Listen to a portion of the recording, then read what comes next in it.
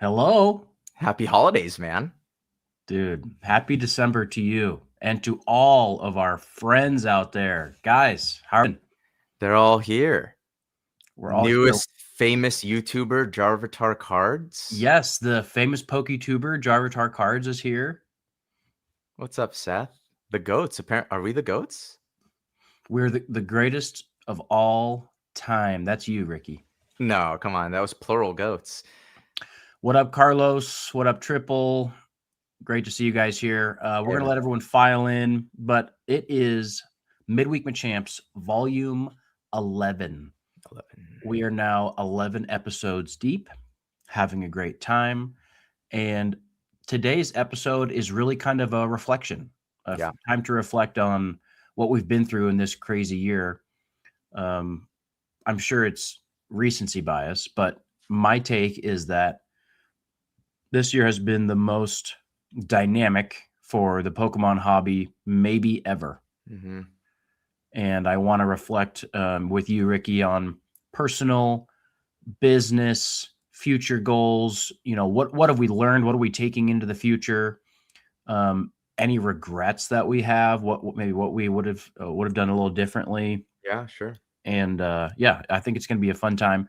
And as always, we are going to have some time at the end for Q&A for anybody who wants to kind of help us reflect on the year and maybe glean some knowledge.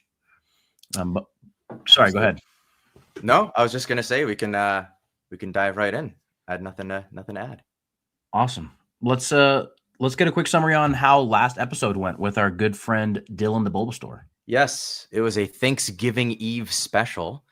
We had Dylan from the Bulbasaur. We talked about whether or not vending is the ultimate cheat code to growing your collection. And it wasn't the resounding yes you might expect given the panel. So if you missed it, you got to go back and check it out. Yeah, it was a healthy, nuanced conversation. Yes. Which is what we hope to have when, you know, we're given 2 or 3 hours to really have it out on these topics. So if you guys are interested in that, go back and watch that after this here live. Hang with us now, and you can turn to that maybe later on today or tomorrow. But yeah, we're going to do 25 learnings, reflections, some Q&A.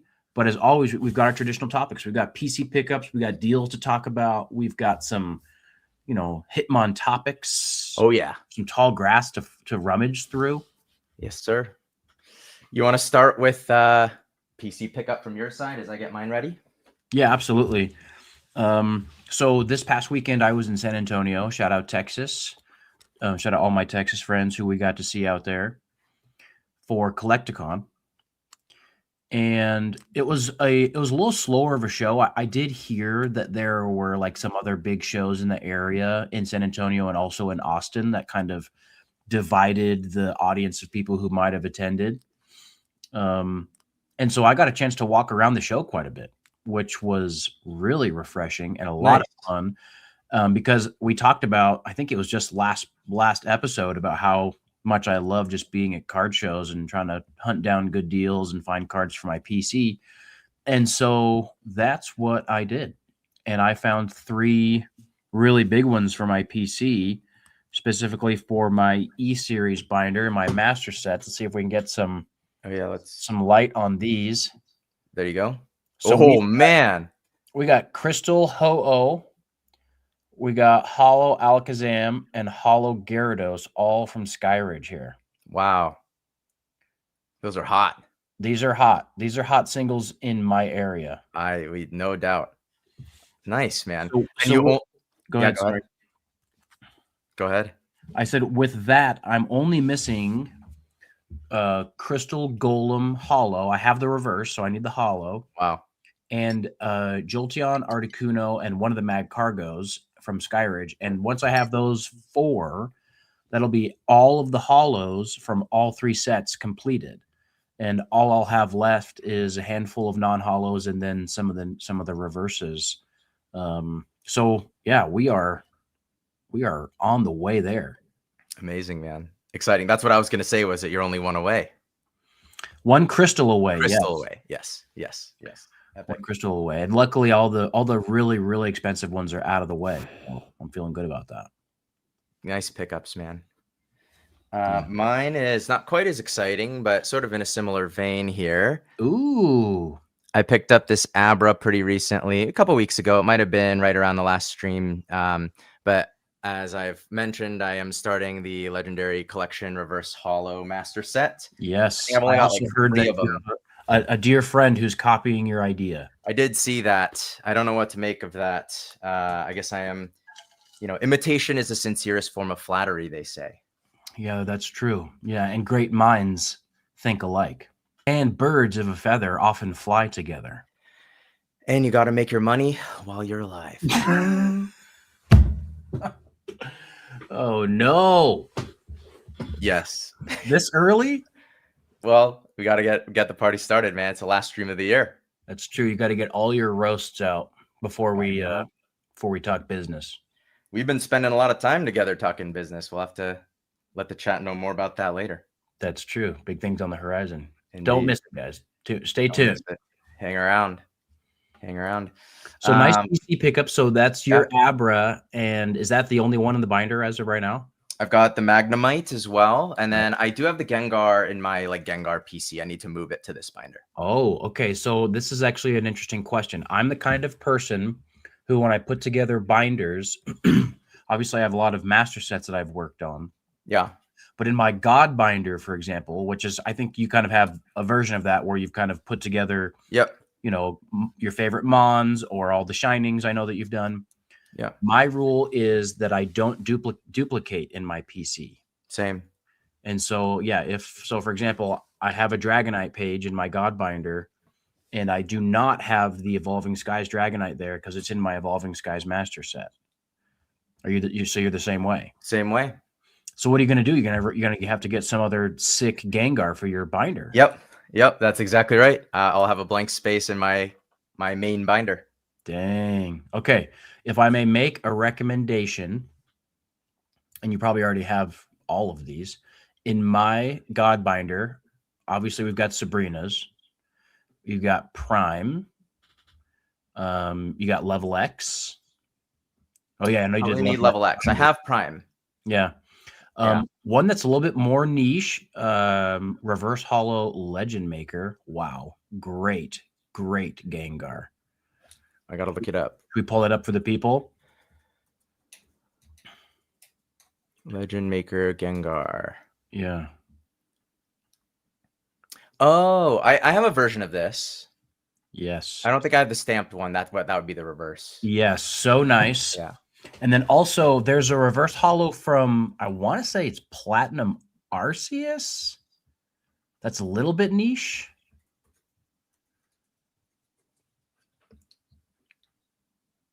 This one? No, it's that one on the right. This guy. Yeah. I don't know if I've seen like this one. Look at this guy. Yeah, just like some some of those like Gen 3, Gen 4 Gengars. Love those.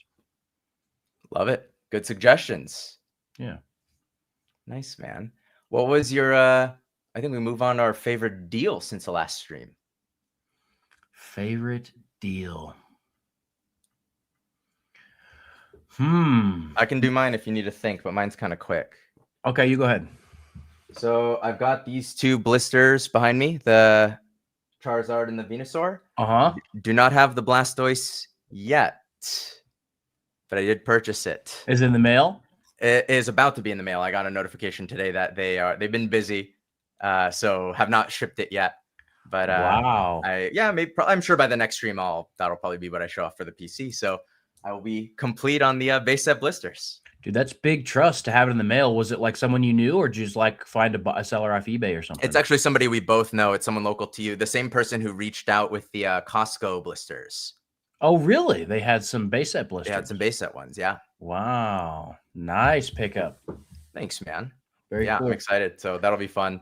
So pretty straightforward, but yeah, that's probably my most fun deal. I just remembered because I've got the box sitting right here in front of me because it got delivered today. I picked up from a seller out of Texas. Some of you may know the Pokey Hive. I believe that his first main store was in San Antonio area, and he's also branching out into Dallas and maybe other areas. Really successful LGS owner, and he was doing honestly some pretty solid like fire selling of some items that he had on backstock. Okay. And one of those was sealed cases of Paldean Fates booster bundle displays. So Okay. the displays are the ones that have 10 all sealed in cellophane, and then a case of those has 6 of those displays. Okay. And the last I checked, maybe this has changed. Obviously, the market's moving downwards rapidly in a lot of things. Last I checked, the bundle display was like $1,000, $950 maybe. And he was selling the sealed master cases for $5K. So like basically buy 5 get 1 free. Okay. And for like to get that kind of a deal from like someone who obviously has a big channel for selling already, I was like, yeah, I gotta jump on that. So I'm really stacking up on these specialty set bundle displays. It's like over the last 6 months or so, I've ended up getting just a ton of them, and it's been it's kind of an interesting play. I haven't realized very many gains on any of them, but I have high confidence that they will go up over time quite a bit. Is that the game plan? You just hang on to them and wait for them to go up and then you sell them later, or what are you picturing? Yeah, probably because there is such a premium on the sealed display. Yeah. Obviously there's a world in which I have the bundles available in our store for streams, but like the premium on the sealed display is so much more than just the bundle. So that's probably the play. Yeah. Similar to a booster box. Nice, man. Awesome. Okay. Are we ready to move straight into the tall grass? I say we go right for it, Oof. What is this? Mega Garchomp Z. Oh. Dude, zoom in on the face. He doesn't have a Chad chin. He's Does the other one have an actual Garchomp.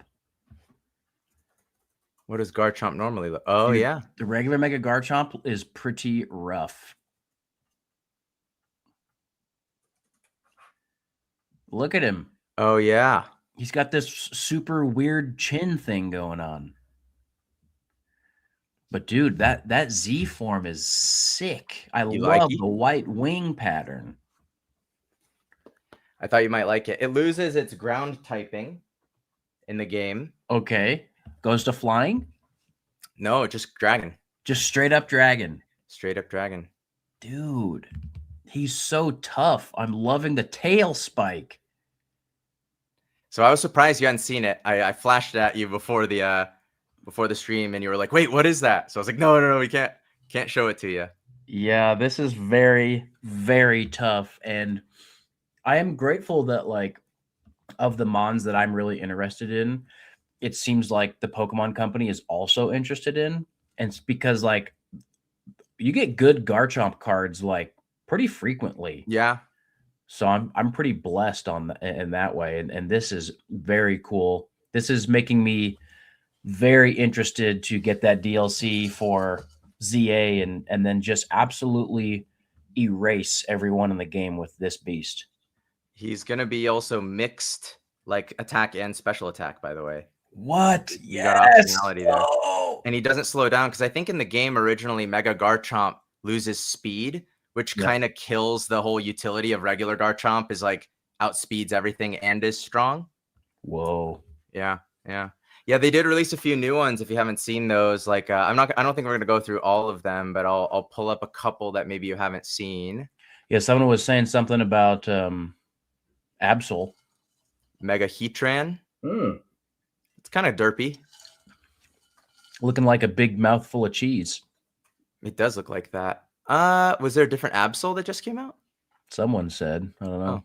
I don't think so. Well, I mean, I could be wrong. I didn't look at all of them, but yeah. Anyway, man, there's your Mega Garchomp Z. I thought we'd start there. That's gas. I'm excited. Much excited. Oh, someone said Mega Absol Z in the chat. Let's see. Oh, wow. Very different. Okay, sorry. I'll change the Whoa. Yeah, Looking very like different. looking like Mawile with a big claw. Oh yeah, yeah, it kind of does. Interesting. Yeah, I wonder what So the lore is on that. That is an interesting thing coming out of its back. yeah, it's Huh. so misunderstood. Look at the hairdo. Oh yeah, it's feeling its emotions. It believes Ohio is for lovers. It's so punk rock. It's so My Chemical Romance. Yes, it's not a Yes, phase. it's definitely not a phase, dude. It's not. They're right. Children of the Vibe. It is not a phase. Yeah, this is this is pretty cool. I like it. Very different. Yeah, I'm loving that. Okay, our next Hitmon topic here in the tall grass is some extra mainstream media coverage on investing in collectibles. This was your suggestion. I don't have too many thoughts on when these things pop up, but yeah, curious what you made of Gary Vaynerchuk on Bloomberg talking about Pokemon as an investment. Yeah, I mean the caveat here, I'll start with the caveat. Gary V does have his own line of trading cards. Right. And so he has a vested interest in like, the numismatism of his items Oh, going good up, word. and thank you. And it becoming more widely accepted that these things are worth a lot more than the paper that they're printed on. Right. But at the same time, um, he does have a really solid track record of like taking the temperature on what's going to be culturally relevant in the future, 5, Yeah. 10, 15 years out. He's a famous investor in a lot of tech companies and, you know, that have gone on to do incredible things. And then he's also heavily in the marketing space. And so definitely has his ear to the ground. But it's just another kind of mainstream voice that is echoing what we're feeling, Yeah. which is that the people in our generation are willing to consider these collectible items as it's not just like a hobby. And obviously the word investment gets thrown out a lot, but I would say like investment's kind of like it's like a symptom of what's going on, that people are seeing this as part of their identity. And Mm, it's like a cultural piece of who you are, is what do you collect. And that's kind of what Gary Vee's getting at. And not necessarily that trading cards are going to be the only thing that does this. It could be cars, it could be other things or whatever, but these kind of collectible hobbies are going to kind of come out of the shadows and be something that everyone has a thing that they're collecting. And obviously trading cards, whether sports or TCG, have such a huge market share of that existing market that mhm. it's just going to grow. So welcome to my TED Talk. More people think that collecting cards and them having significant value is mainstream. Do you think this gets people interested who aren't currently in the hobby, or not necessarily?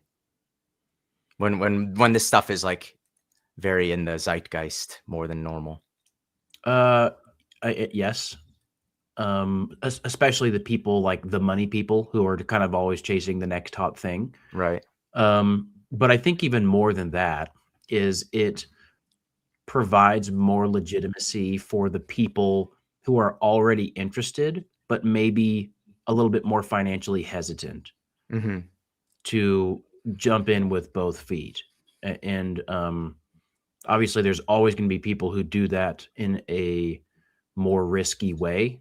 Shout out all of the mystery pack online rippers and whatever. But there's definitely going to be more people who are willing to get into some of the mid to higher end items because there's just more and more confidence, more and more publicity, that kind of thing. Yep. Yep. Agreed. Not a lot else to say. Gary V. Okay. This was a story that was kind of making the rounds. Somebody basically got an offer from PSA that said that his cards were nines, and then it turned out they were tens. Oof. My read on this is that it's not a huge drama. It's a logistical, like it's a little, error in their operations. They grade a lot of cards. It's bound to happen. Like I think this kind of fraud would be, I don't know, like how would PSA get away with this on any sort of real scale? I don't think it's anything nefarious, but what do you think? What's that classic saying of, don't ascribe malicious Yeah. intent to what could just be ignorant of the term is, right? Yeah. So Yeah. it seems to me like this is a company that is growing and trying to like break ground in new revenue streams constantly. And while at the same time, their existing revenue stream is so busy that like they can't provide service any faster than like literally 6 months. And so they're doing so many things at the same time. And there's so much data and logistics and all of that stuff that they're having to manage at the same time that it seems likely that errors like this would occur. And so I it it makes more sense to me that it's an error. Yeah. And I also see that because we talked, I think, when Drew was on a month ago or so. Yeah. When Drew was on, we talked about how he had screenshots from a friend who had gotten an offer on their card. And then, like, once it was actually in the vault, the offer like decreased significantly. Yeah. And That was suspect. that one still kind of screams to me like, okay, like the offer is based on some sort of algorithm that's going through that where it's scrubbing for data. And then once it moves status to in vault, maybe the algorithm is not coded exactly the same as it was for a different status or whatever. And so that data pull Yeah. created a different number. And that makes sense to me. Like the tough thing is that like there's a go-to-market strategy that like allows for these errors to happen that can result in such like PR nightmares. Yeah. I know. So I don't think that those two issues are necessarily intentional, but what they reveal is the capability for that kind of intentional fraudulent activity if there were the bad actors in the right seats, you know what I mean? Yeah. Yeah.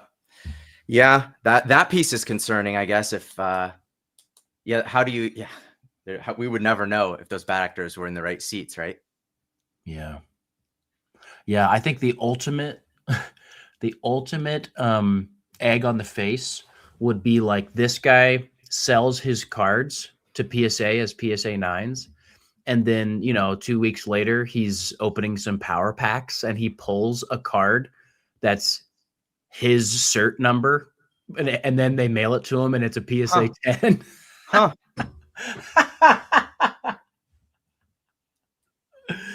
Oh my goodness. It would be so insane. Yeah. But like, That would be that. it's a small world. It could happen. It could happen. Well, we'll hear about it if it does. Yes. Yeah. Oh, yeah. Did you see this? I don't know if you had one more. Did you hear about this piece?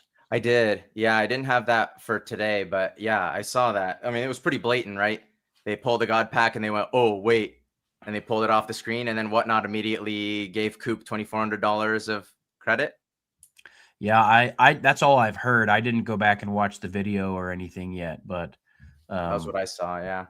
The video's short. There's not a lot to see. They pull the pack and they go, "Oh," and then they just move on and act like nothing happened. yeah, I mean, pretty. We've seen it before, so like not necessarily like new news, but definitely the wrong person to scam.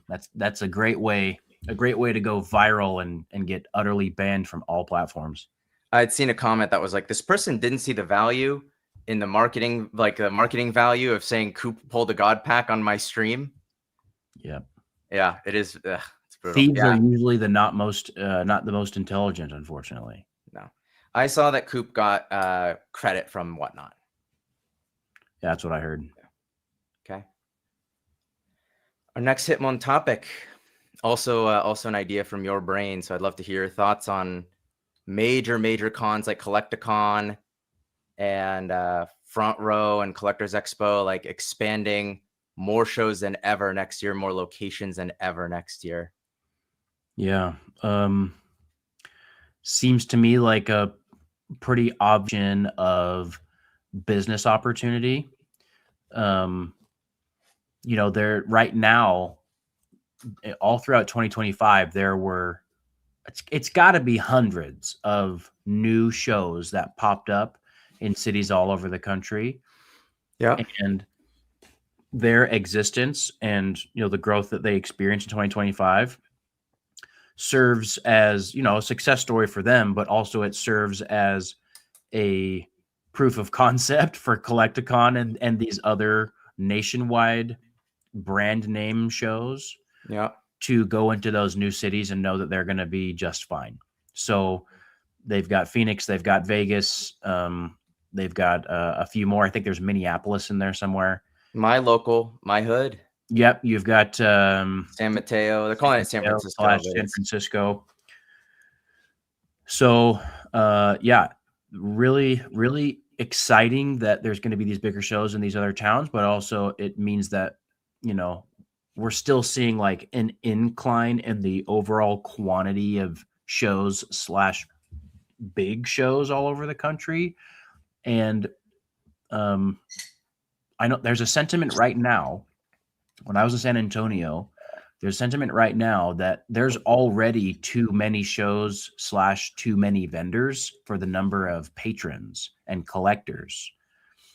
And maybe that's, a symptom of the market declining and people, being busy for the holidays. And so, Q4 has been slower for vending. But there's also, a more macro thing to consider, which is you can't just continue to grow indefinitely. And the show scene, it would make sense to me, is kind of like a lagging indicator rather than a leading one, because yeah, okay. Because a show can continue to can use the success of its previous 6 months to pay for growth, to pay for new cities, new locations. And then also, same thing with the vendors. They're going to sign up to be vendors. And so the shows then kind of cover a lot of their costs by selling the vendor tables before like the sentiment of the buyer market has already gone down. And so by the time that those shows actually happen, then things can already have slowed down. And so in that way, it could be a lagging indicator of what's going on right now. If that makes sense. It does. Area, we've had weekends where there were 4 shows in a row, like in the same weekend. I mean, and some of them kind of were flops for vendors. Yeah. PSA lunar packs are live. Ooh, $2,500 a pop. I want to hear it from the chat. How many of you have degen ripped a lunar pack for $2,500? I want to know. Is this something that you would do, Ricky? No, not for me, dude. What's the price point that's best for you? I've played around with like $100. I think I might have done a $250 one time on Courtyard. Mm-hmm. How about you? I've never done any of these. No, not once. No, I know. I honestly, like, my line of business between like opening packs, going to card shows, submitting cards to PSA for grading. There's enough gambling already in my day-to-day life. Fair enough. Also, I live in Utah, and so, I have to drive alongside Utah drivers every day. So I just gamble with my life constantly. I don't know anything about Utah drivers, but I'll take your word for it. Yeah, I'm seeing this comment here from Zany. This is the part that I think we might have touched on early when a couple pods ago, where we talked about the business model and what this means for the marketplace of all these mystery packs. Like, they get to tell you what they think the market price is. Right, we did talk about that. And you know, maybe you hit the big time chase and it's like, wow, like you chase. And it's like, well, actually, it's only worth 8,000 recent sales. And you're also going to charge me a, you know, a percentage fee to sell back to you. And so what should have been like a quadruple up or a, you know, a 5x come up or whatever is actually barely two.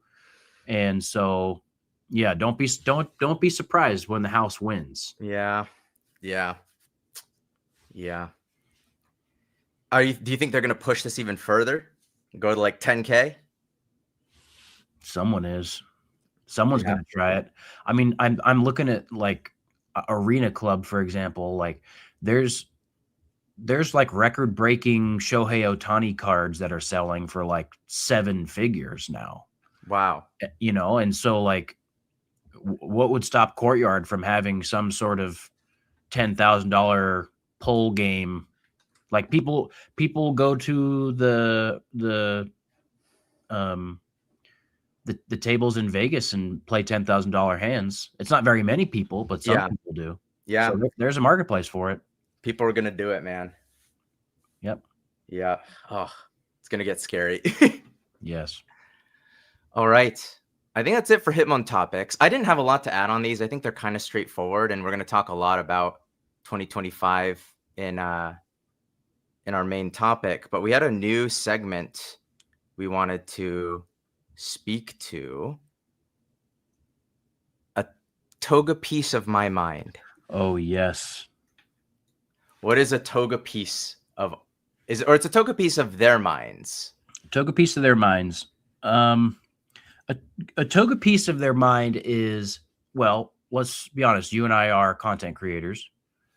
Well, mostly my wife is the content creator. Shout out, Fran. But you're the star that's getting comments. Right.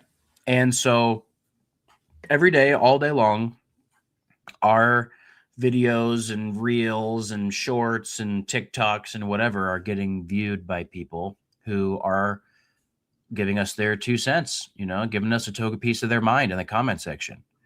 And so what we are doing today is going to share our favorite comment from the past 2 weeks, or at least one we haven't shared before.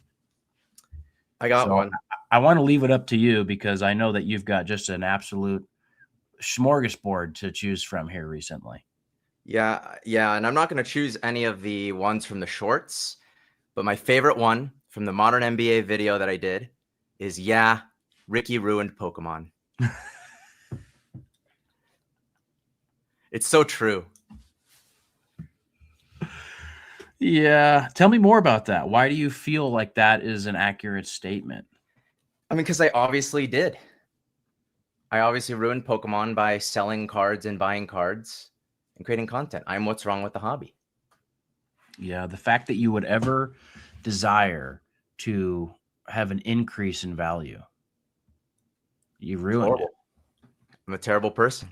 What's yours, man? I just saw one today that came across, and I usually don't do this, but I was like in YouTube today, and like sometimes I forget that there's a notification bell in YouTube, and where you can, like, you know, if you comment something or put out a video and it gets interactions on it, you get notified there in the notification bell. Yep. And the one that I got today was from a short that we put out. It's gotta be like 14, 15 months ago.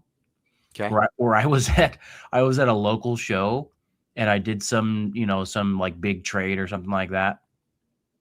And the comment, all it said was, LOL, this Jar Chomp guy really blows. And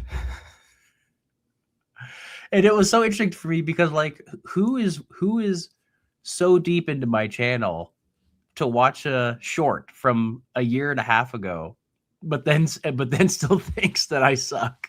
That's how people use their time in interesting ways, man. Like they're just like hate watching all of my shorts for months and months, and then finally get back to that one. 100%. That's exactly what they're doing. Or they got served it in the algorithm. That's true.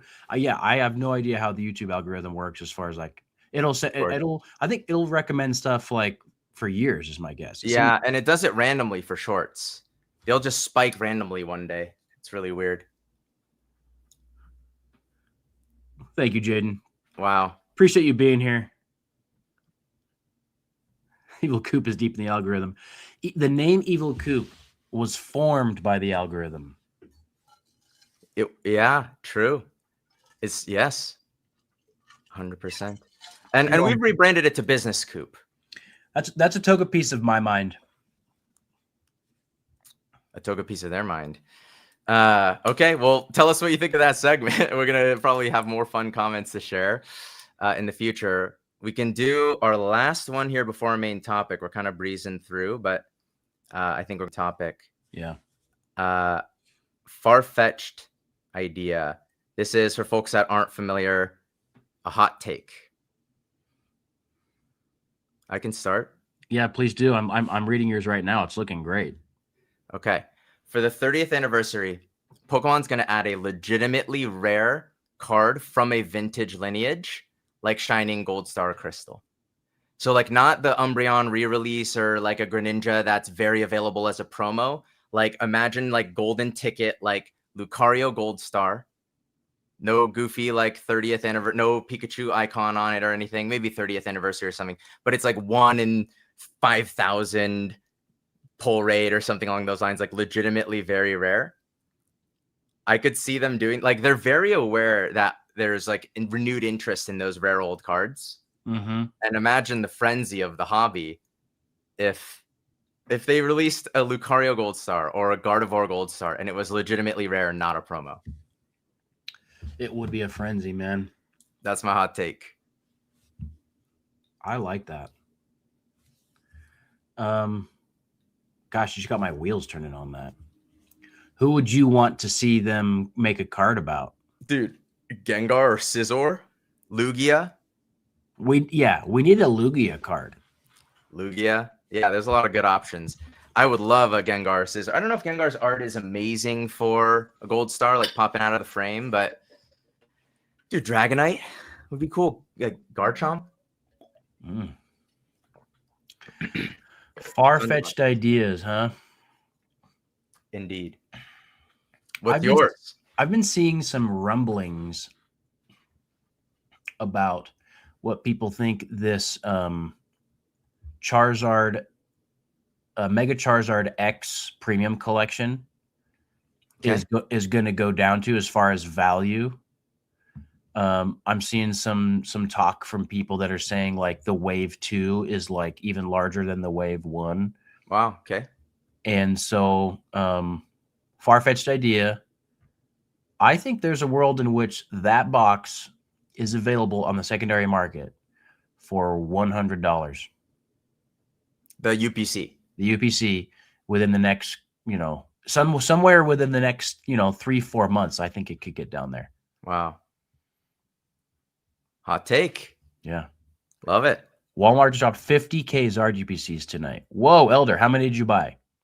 Wow. Wow. How do we know it's 50? Yeah, great question. He's hacked the mainframes. Elder got 0. Matt hit 2. I love how he says he hit 2 like it was roulette. I mean, it might as well be at this point. It feels like it. Like the Google Chrome browser gods decided to bestow upon him the opportunity to buy 2 of them. It feels that way, man. I got one. Nice. So are we talking like retail price? Like they were sold at 120 or whatever? Sounds like that's what it was. Seems like the implication. Hit 5. Thank the Poke Gods. Yo, Gilded Goblin. Rip them all. That at 120, $100, something like that. That's rip price. Yeah. Me. Or at least one.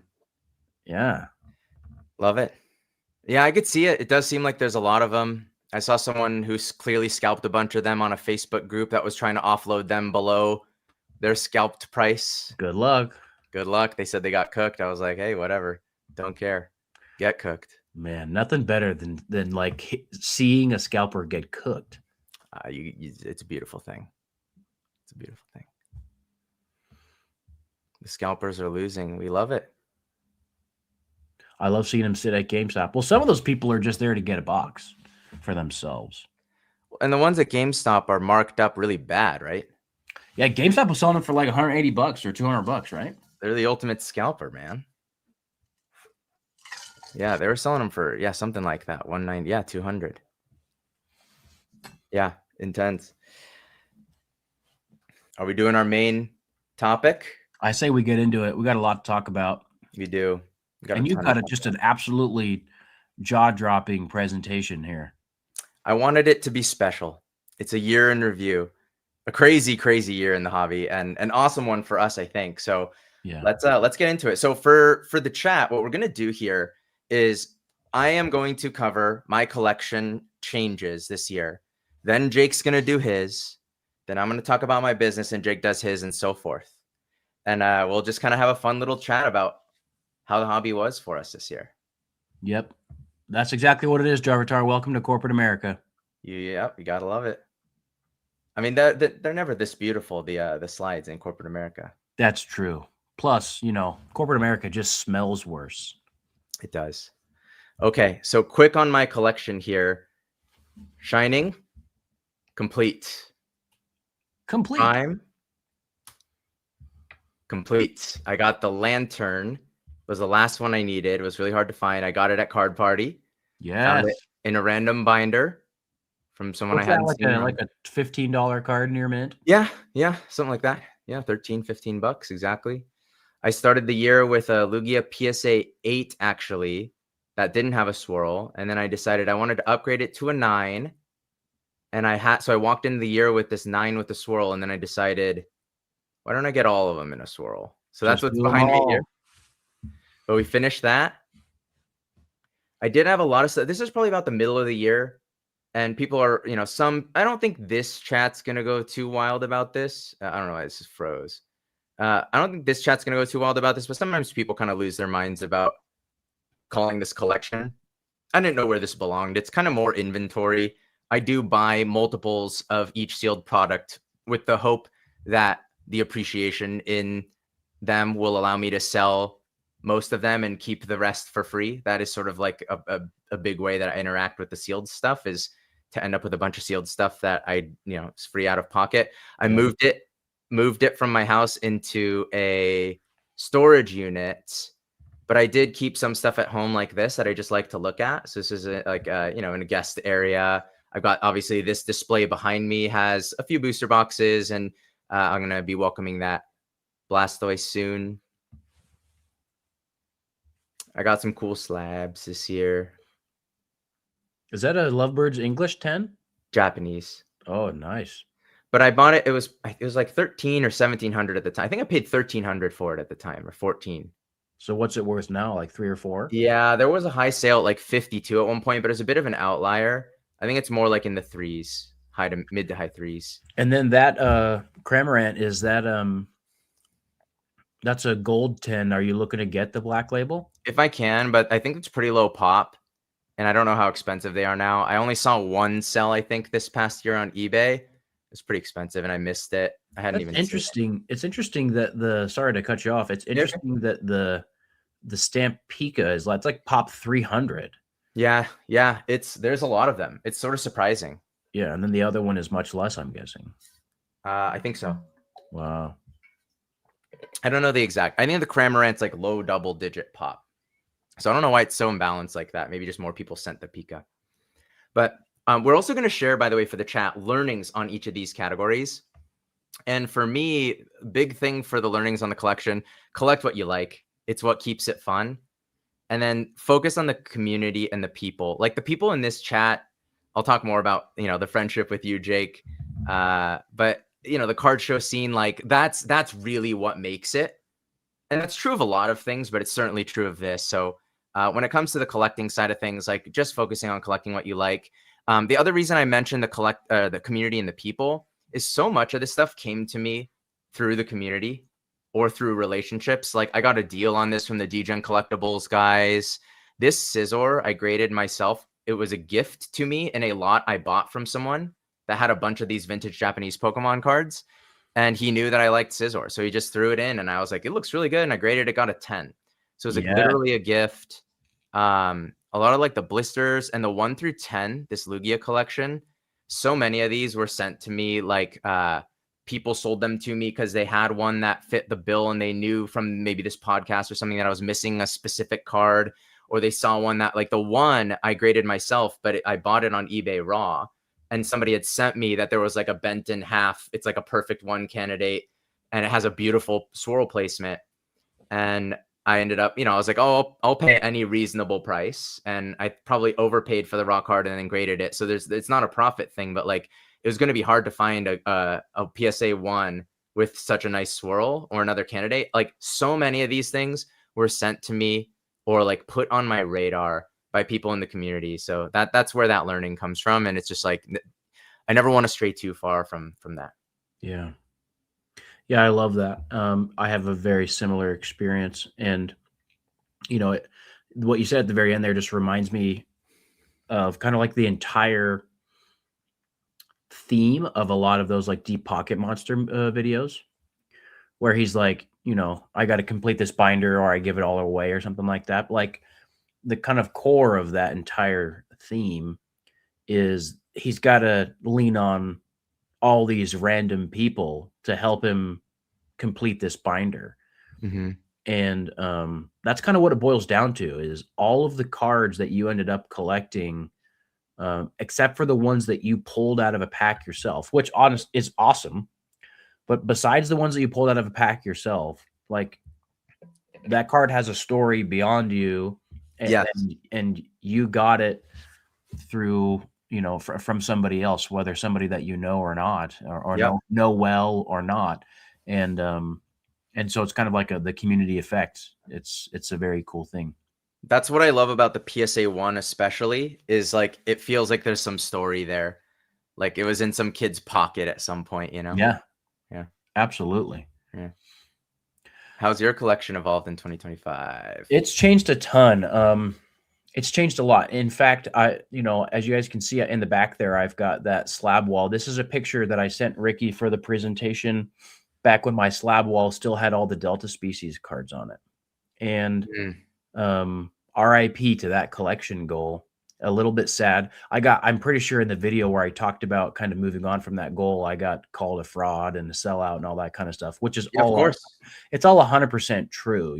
That's just kind of what I am. I ruined the hobby, and this jar chomp guy blows, as we established earlier. Right. But what it comes down to is like just preferences change, and I'm not collecting in a vacuum. I'm collecting in an environment of market prices and access and that kind of stuff.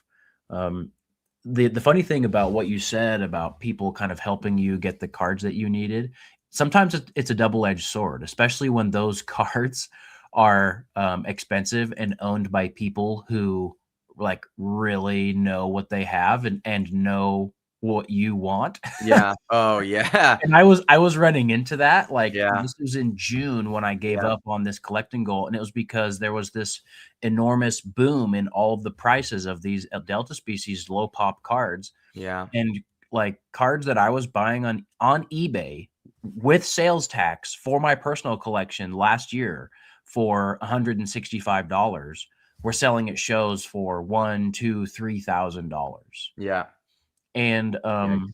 and then I had done enough kind of footage and content on the fact that I wanted some of those items, that people were like, they would, if they had it, they would know that I wanted it and would oftentimes try to squeeze me. And some people were not like that, and were helping me get the card at a good deal, especially if they got it for a good deal, and like that's the best part of the community. But I also am not saying that it's bad, to like try to get your value out of a card, but like once they all went up 10x in price, it was like, Yeah. dang, like, do I want to pay like $3,800 for this kind of random reverse holo that's I'm only getting to complete a set? Yeah. And the answer just kind of, it became no. And so I pivoted into a separate, way too expensive goal, which was this E-Series Master Set.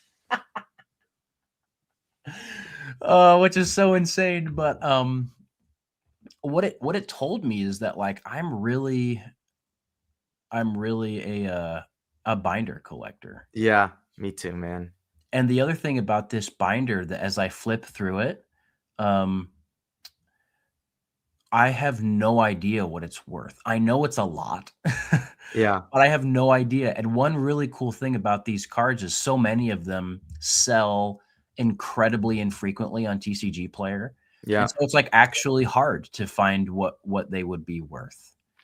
And so like every single card that I've put into that binder, I just see it as an utterly sunk cost. And I kind of like that. Like there's just no real value to it. It's invaluable. It's expensive, obviously, but I'm seeing it as just kind of like a a piece of my hobby identity. Nice. Yeah. So yeah, the collection pivoted. We got these binders going on. From a slab standpoint, I sold some of the Delta species, but I also kept a number of them. That Charizard I still have. It's just breathtakingly clean, and it's a 9 cert, and I got it for so much cheaper than it would be worth today, like, No print line. no print line. These guys are impossible to find without print lines. Yeah, and I've seen some of the 10s, the 4 certs, the 6 certs, obviously the 2 I have certs, print like, lines, yeah. they all have nasty print lines all the way down the border. Yeah, Mine is like, and maybe I'm biased, but like, geez, it's actually a 10, which feels quite nice. nice. Um, and then, yeah, I've been adding some really cool cards along the way. A couple of those mid-era EXs that are hard to come by. That Dragon Charizard, the silver one, it's relatively more common. I think it's over pop 100. But that Delta species one from Dragon Frontiers, that grass type one, there's only 30 of them in the world. Wow. And so I was really excited when that walked up to the table in Houston. So yeah, we got some new slabs in the collection. And this is my learnings here. It's more fun to collect what you're drawn to rather than what's hot. And this top learning, it kind of comes back to something that our good friend Ern says all the time, which is the collectors get paid, or that collectors always win. Yeah. Inevitably, when you're collecting something kind of specific, you're going to be going after cards that are not necessarily in like the spotlight at the moment, Hmm. but they could be one day. And so, by nature of you collecting what you like, there's a good chance that those items over time are going to go up in value. Just and that wasn't even your plan. Yeah. And so, what I'm saying here is like maybe collecting isn't about trying to like scour the market for like the best unknown deals for you to quintuple your investment. Maybe it's just about getting cool cards that you like, and that second part will kind of happen organically. And then last part is binders, binders, binders.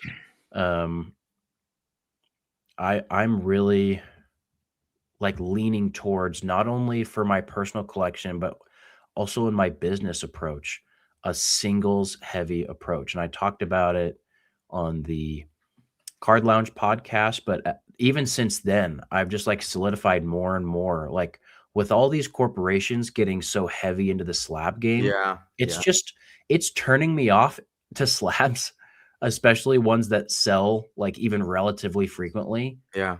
It's turning me off in a big way. Mm. And so I am so down for just binders of singles. Like I'm just loving it right now.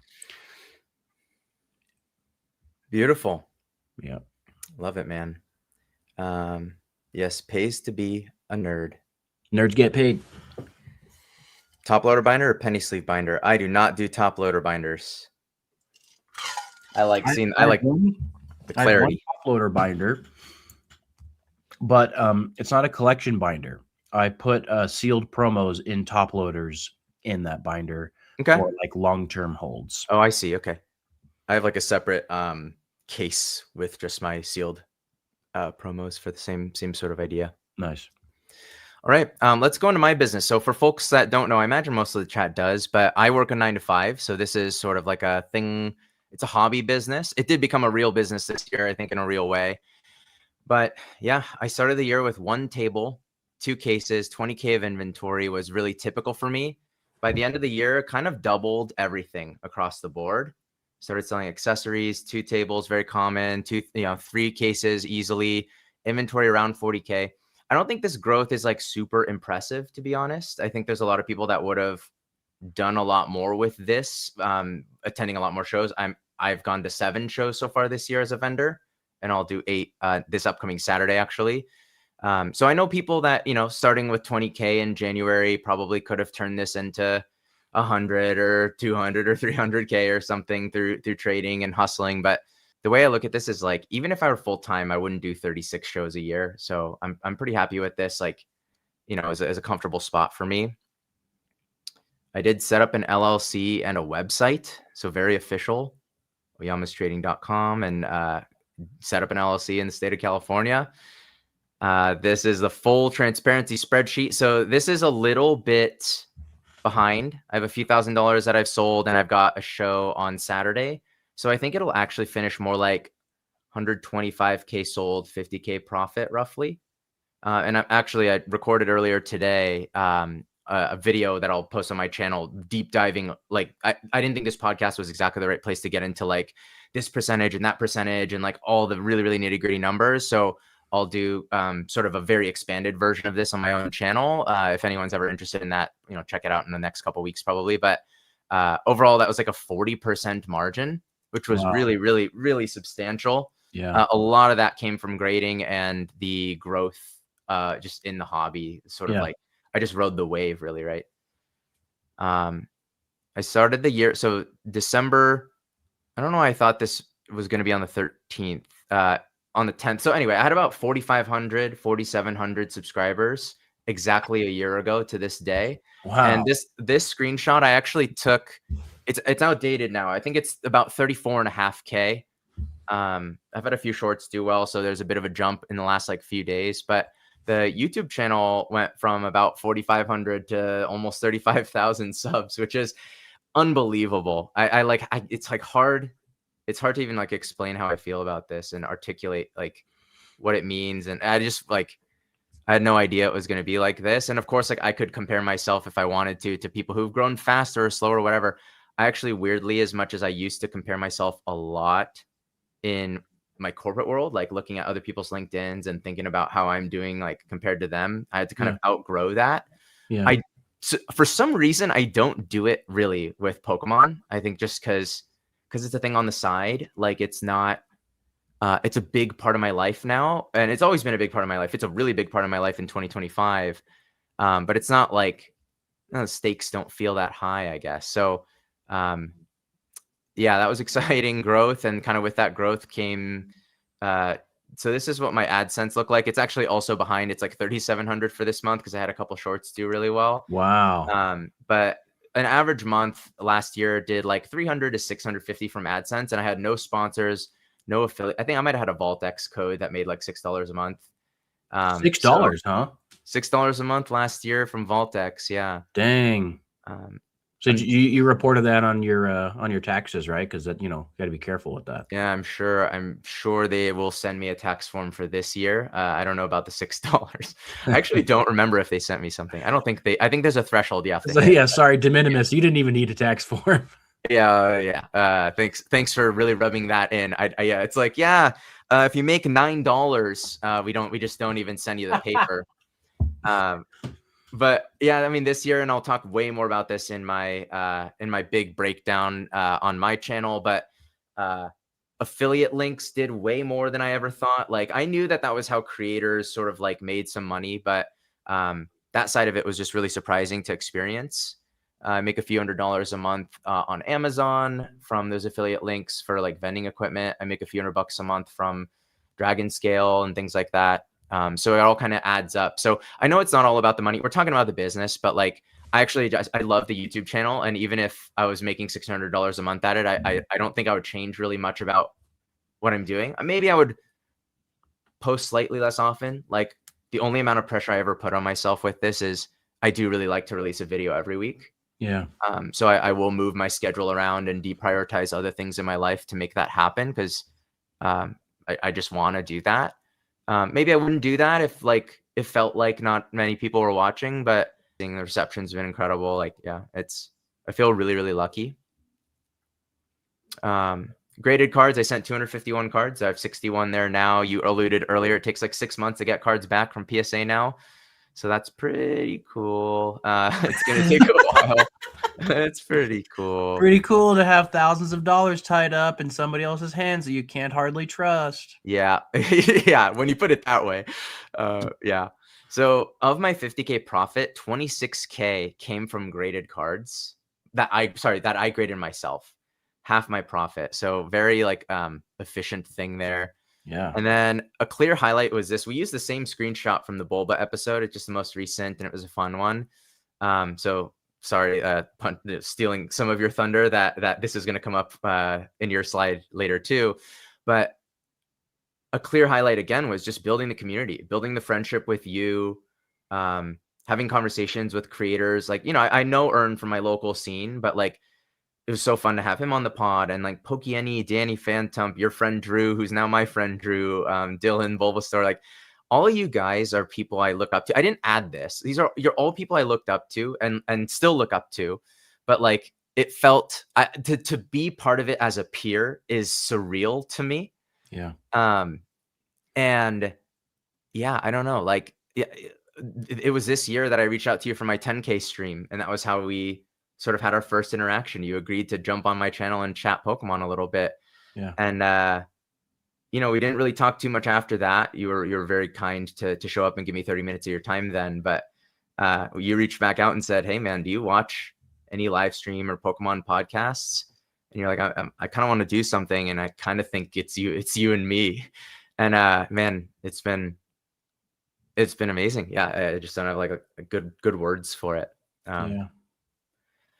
So my learnings here for the business, first thing is to experiment with channels. So for other people that are like working through their own stuff, selling and buying whatever, you know, just like if you want to do anything with cards that involves selling cards, experiment with different channels, figure out what you like, and then double down on those. Basically do more of what you like and less of what you don't.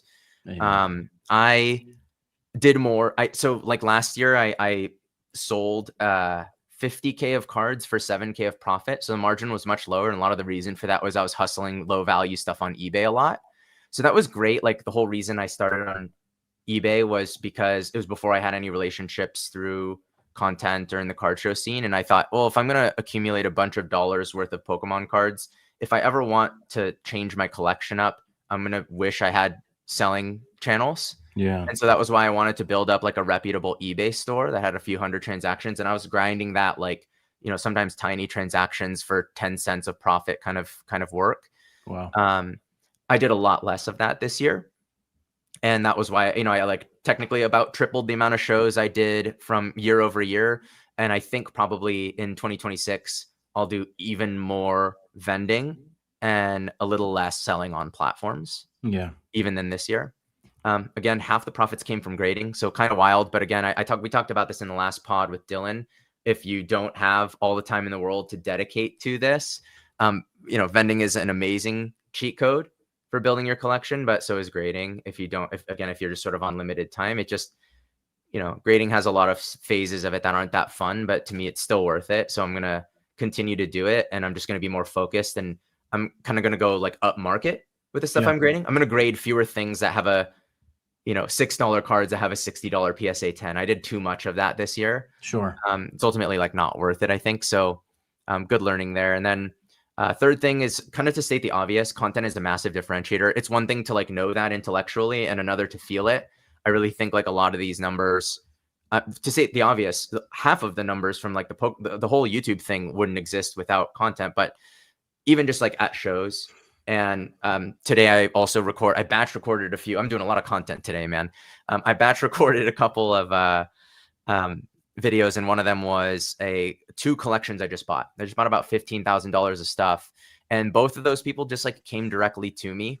And I don't know if they were like feeling it out with other creators or people in their, like, I think they just DM'd me and said, I want to sell this to Oyama as long as the offer's fair. Yeah. And so I got to buy $19,000 of cards for about 15,000 or somewhere in that range, 18,000 of cards for 15,000. it's not a free money printer or anything. Like buying collections is hard work. It's a whole separate thing, but that all is possible because of the content. And then the last thing is I've said a lot before about like, not that I'm going to quit my job or anything. Actually, I like my job right now. So I don't think anything there is going to change. But um, I said like over the 2025, I said a lot that there's like a 0% chance that I would quit my job to do this. And in large part, it was because it wasn't clear to me how I would like 4x the result here. And I would need it to feel like really, I don't know. I'd have to feel really passionate about it, really confident in it. And I just wasn't that confident in it when I was grinding 50K of sales on eBay, 400 online transactions a year to make $7,000. I'm like, dude, to make 100K profit on eBay is like, you got to sell $1.25 million of cards. And at like Oof. $120 an average transaction, you got to sell 10 cards a day. Like how do you even do that? Like, I know that there's people that do it and there's systems you could set up, but when I was in that mind frame, it was very hard to see how my channel would grow, how the business would grow. Like it was just impossible to anticipate a year ago where I would be right now talking to you in front of this live audience. Now that I'm there, it's much clearer the kinds of things that I could double down on or triple down on or pull back from, outsource. So I still don't think I don't think I'm going to do any drastic life changes around this, but that path to further growth is clearer. Like a year ago, people were telling me at Collecticon, like, your channel is going to be 100K subs by the end of the year. I was like, I don't think so. And I don't care if it is or isn't. I'm not putting that sort of pressure on the channel or myself, but now I'm looking at next year going 100K at the end of next year could be a thing. And it just really interesting. I don't know. It just feels, it feels really, it's really exciting that that path to further growth is clearer. So I've gotten kind of more excited about the business side of it without losing sight of just like the core, which is the community and the collecting that ultimately like got me into it and kept me in it. Yeah. I've sensed that from you too. Obviously we'll talk a little bit about projects that we're working on, but I can just tell you got a fire lit under you. And the other cool thing that I like about that fact is that the more that Ricky gets involved in the hobby, the more benefit for all of us, right? Because your goal really is to disseminate helpful knowledge and to open doors for people and to do good business. And yeah, I'm looking forward to more and more of it. And I appreciate what you said about, and agree completely with what you said about this, the surreal feeling of, seeing people on your TV screen and thinking, wow, it would be cool to be in their situation. And then 6 months later, like, you have their phone number and you're going to dinner frequently and you're collabing on content and you're doing deals, and you're like, to be in those rooms with those people. Yeah. It is surreal. It's very cool. And it's fun. And, God, it requires a ton of work. And I know what you go through on a daily basis. At least, I'm relatively familiar because of, you still have your day job and you're putting all this time, because Franny and I did that for, 4 or 5 months last year. You've done it all year and longer. Like I quit my day job so fast compared to what you stuck around and done. And obviously we're in different situations, but like, based on your output, Ricky, and all this kind of, and all these numbers, like, the only common denominator here besides your talent is that you're working all day long. And it's very impressive and inspiring. Thanks, man. Yeah. Yeah. I mean, one of the things, aside from the path being clear, like having partners like you, like when I have an idea and I'm like, it's so similar to how you came to me with this live stream, where I thought, there's this thing I want to do. I could do it alone. 1 + 1 would equal 3 if Jake would do it with me. Yeah. And like, to have that is also part of the excitement. So I appreciate you saying all that, but like, that, I don't know, that means a lot too. And then, it's stuff like this, man. Wind Waker in the chat. When I go to shows now, like, there's pros and cons to not being anonymous at shows anymore. Yes. But it's always positive. You know, like people come up to me and they're like, I got back into collecting because of your content, or I got the confidence to even go to a show, or I got the confidence to start vending, and I like made way fewer mistakes because I watched your content, and like it's so valuable. And so when people say stuff like that, like I do hear it a lot, and I never take it for granted.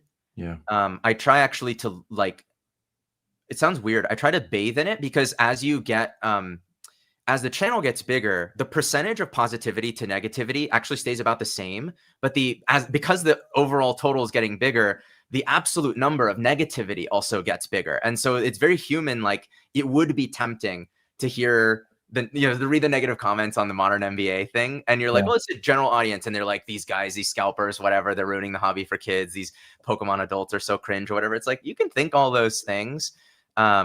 Those people are just going to move on with their day. And like one of the things that motivates me to work all day, like I work 9 to 5 and then 5 to 10. So I really probably do work 13 hours a day on a typical day plus weekends. If you count all this as work, it doesn't feel like work. But like Wind Waker, you don't have to do the super chat for me to feel it or notice it. But when people say really nice stuff like this, it is motivating. Like it's part of, there's like this, I wasn't going to talk about this here. I'm going to talk about it in my other video, but we'll talk about it here for a second. I want to double down on like the educational content and finding ways to educate more, because I think the more that people learn the right things to do, say in vending, like how to be a good vendor, the better card shows get for everybody. And like everyone, like that high tides raise all boats thing Yeah. happens. And so I feel like that is one of the areas, like it's fun to make a buyer POV video. There's value and entertainment in that. But yeah, the motor, the thing that motivates me to push through being tired or whatever, and working all day, a lot of it does come down to like, this helps is, I guess what I'm trying to say, is a long way of saying that. Yeah. Yeah. Yeah. Appreciate you, Wind Waker, sharing that, and agreed completely, Ricky. Looking forward to more of it next year. Thanks, buddy. Let's talk your business in 2025. Yeah. So this picture I sent you is actually from my first show of the year this year. It was Vegas Front Row, and it was like 2 or 3 days after New Year's, like the first weekend of January. And we had just come off of the the Arizona Front Row Card Show in Phoenix the weekend before, which was the last show of 2024. And so like this is week 2 of like back-to-back big card shows here. As you can see, I've still got the upright display cases, and I used to get asked, I don't know, 10 times a day, what are you using? Where'd you get those upright display cases? And I'm like, I kind of felt both guilty and also very proud of myself that I had the gumption to just go onto Amazon and Google $30 art easel. Because these are literally like a pair of art easels that are made of like aluminum and plastic that I got for $30 that instantly like doubled my table space and kind of like set me apart. When I first put those out, I didn't ever see anybody else doing it. But then, yeah, I also had the whole tower of sealed boxes back then. So this is like kind of vintage jar chomp table setup these days. Yeah. Yeah. And, Nostalgic. yeah, now it's a little different. Now when you come to the table, we've got the Zion cases. We've got usually like 8 or 9 of them, just like, all in a row. Our inventory, like quantity, like in here, we've probably got, I don't know, like 100, 125 cards. These days, we've probably got 400, maybe more cards like available in our cases at any given time. Just tons of singles, slabs. And that is, and we'll talk a little bit about this at the end. How is that possible? Obviously, there's been lots of, buy, sell trades and deals and all that kind of stuff that's made that happen. But even more than that is, the other things, the other revenue streams that we have tried to build out have allowed the Pokemon card buy, sell, trade wheel be relatively untouched from like an expense standpoint, because we're covering expenses and we're covering the costs to live and all that kind of stuff with other revenue streams like the content and sponsorships that we've worked on and things like that. And so um, you mentioned about kind of how content is like gasoline on a fire, Yeah. and it's not just on the money metrics. It can also be on the inventory value metrics too. Yeah. Yeah. um yeah, hop over to this next one for me. Okay, so the other piece here is I remember a year ago, at a show like Las Vegas Front Row Card Show. You know, there were deals that would walk up to my table that I simply couldn't afford. I couldn't. It was too much risk. It was too much capital. I literally didn't have the money or whatever, and that's still the case today to some degree. But it's our capability has grown since then. Mm. And so a deal like this where we've got the poncho boxes walking up to the table, we can, try to make an offer and make a deal on them. Or this other deal here on the right, we've got shining Charizards and fire red leaf green Charizard and gold star Rayquaza and like niche promo first edition Pikachu. This guy, the guy that sold me these 5 cards, he didn't really want any trade. All he wanted was cash. Mm. And I had the cash on hand because of how we've built the business to make this deal happen. And yeah, that was cool. And one thing that you mentioned that I really want to drive home for people here in the chat before we move on to the next piece is Sure. you just can't fall into the trap of comparing yourself to other people in this business or any business. Like, you can't do it. Even today, especially today, it's very apparent to me that there are tons of vendors who have way more valuable inventory than me, way more cash on hand. It seems like incredible deals walk up to their table all the time. And they just seem to be killing it in that respect. And I'm not saying this all to then flip the script and say, oh, but I feel like I'm doing better in these other ways. Like, no, the answer is I just have a different life than them, and there's so many factors, whether it's how I'm spending my time, the people that are depending on me, the way that I'm trying to balance other pursuits in my life. For me personally, I'm trying to balance, some semblance of fitness, some semblance of, spending time with family. Obviously, I have my wife that I like to spend as much time with as possible. I'm not constantly buy, sell, trade like some people are, and they justifiably surpass me in the value of their inventory or their cash on hand or whatever it may be. Mm-hmm. Or, they surpass me in their willingness to take risk and, take on leverage or hire more employees or travel more frequently or whatever it may be.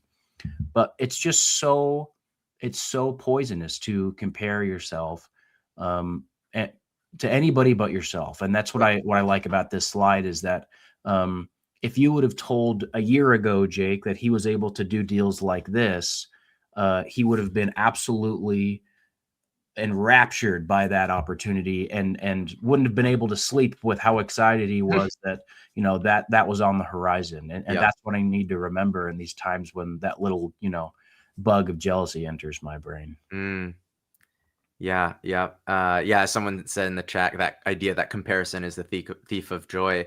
But it took me to actually, I worked at a company that offered a sabbatical after 4 years. So you could take a paid month off after 4 years. And so I did it over my wedding, November 3 years ago.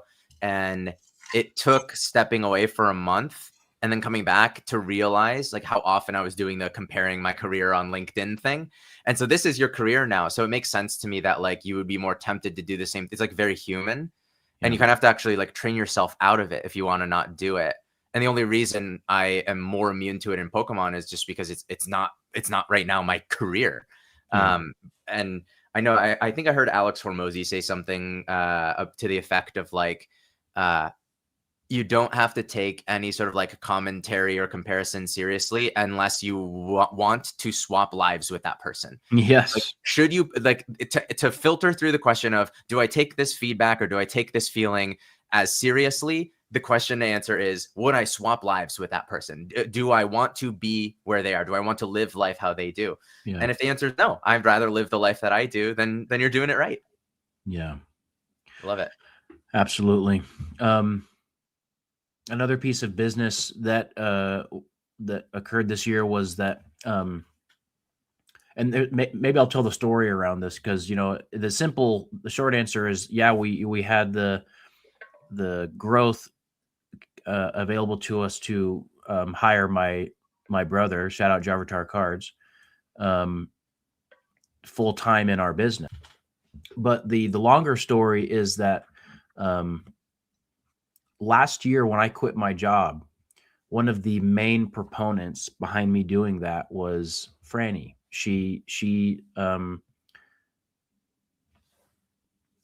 gave me, you know, the not just like the permission, but she encouraged me to leave my job because she could tell that it wasn't the right fit and that this taking on this business was going to be more meaningful and more exciting for me and hopefully therefore for us.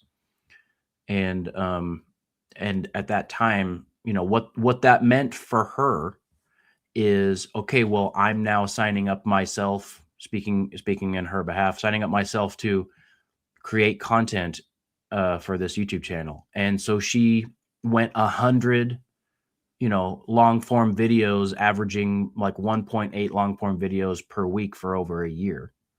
And she traveled all over the country, driving hundreds of hours and flying with me all over the place to go to these shows and stay in these hotels. And most of the hotels were not very nice because we didn't have, you know, we weren't ready to risk all sorts of money on accommodations. Um, and just, you know, all of her waking moments were thinking about supporting this business and making content and all this kind of stuff in an industry that, like, she didn't get any of this. She doesn't really need it or care for it. You know, if I wasn't involved in Pokemon, there's no world in which Franny would be involved in Pokemon. Right. And first of all, I'm so grateful for her for that, because where we are now is literally not possible without her sacrifice of her time and her willingness to share her skills, not just with me, but with the entire world, which is very, very cool. But it was a sacrifice. And starting in about February, March of this year, we were having conversations frequently about, like, hey, this pace is not sustainable. Mm, Especially, you know, she doesn't love the card show scene as much as I do. It doesn't feed her energetically. It takes away from her energetically. right. And so we had a number of conversations in that early part of the year this year where it was like, hey, like, what can we do as far as not having, you know, me travel as much and, you know, be at these shows as much, if at all. And so I sent a quick text to my boy Jarvatar Cards and was like, hey, I know you live in Idaho. I know that you have a job. I know you are a full-time student. But how do you feel about every other weekend driving down from Idaho and then traveling with me, usually on the same day, to some other part of the country and vending for 2 days and then traveling home and then hopefully being at your English class on time on Tuesday morning and doing that grind for 4 or 5 months before we've proven the idea that this business is legitimate enough for me to actually pay you a livable wage? And he was like, heck yeah, let's do it. I can And picture him saying that. yeah, and so, like, insane sacrifice from his side, and he had, you know, obviously it's exciting, the prospect of working in an IP in an industry that is way more, um, what's the word? Not frivolous, but it's, you know, it's not like having to work at a retail job or in food service or whatever that he could have been doing while being a student.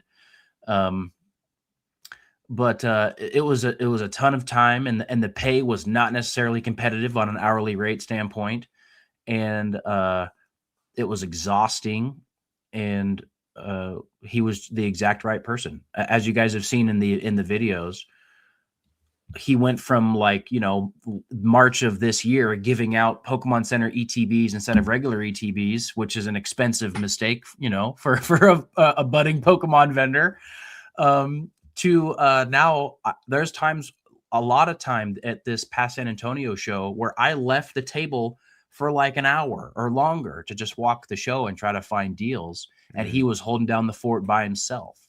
yeah. And that's awesome. There's so much trust going on, and so in 2025 we went from, okay, it's just me and Franny against the world, and it'll probably grind both of us down into a pulp, to, okay, well, we incorporate Trey, and he gets learning and training through osmosis, and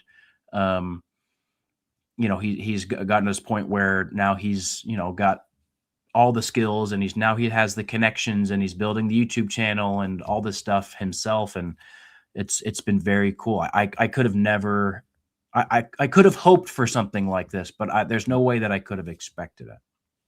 Yeah. Yeah. And I know that you're not performing any of this. You've said stuff like this to me in private conversations multiple times about, sort of your excitement or pride and confidence in Trey as he's, like beginning over the last several months to really intuit and understand like the vending strategy, and that idea that you can start trusting him to it is very liberating for you. And like you've said that to me when no one else was around. Trey wasn't there to hear it. There's no audience here to hear it. So it's fun to hear you kind of talk about it live in front of the group.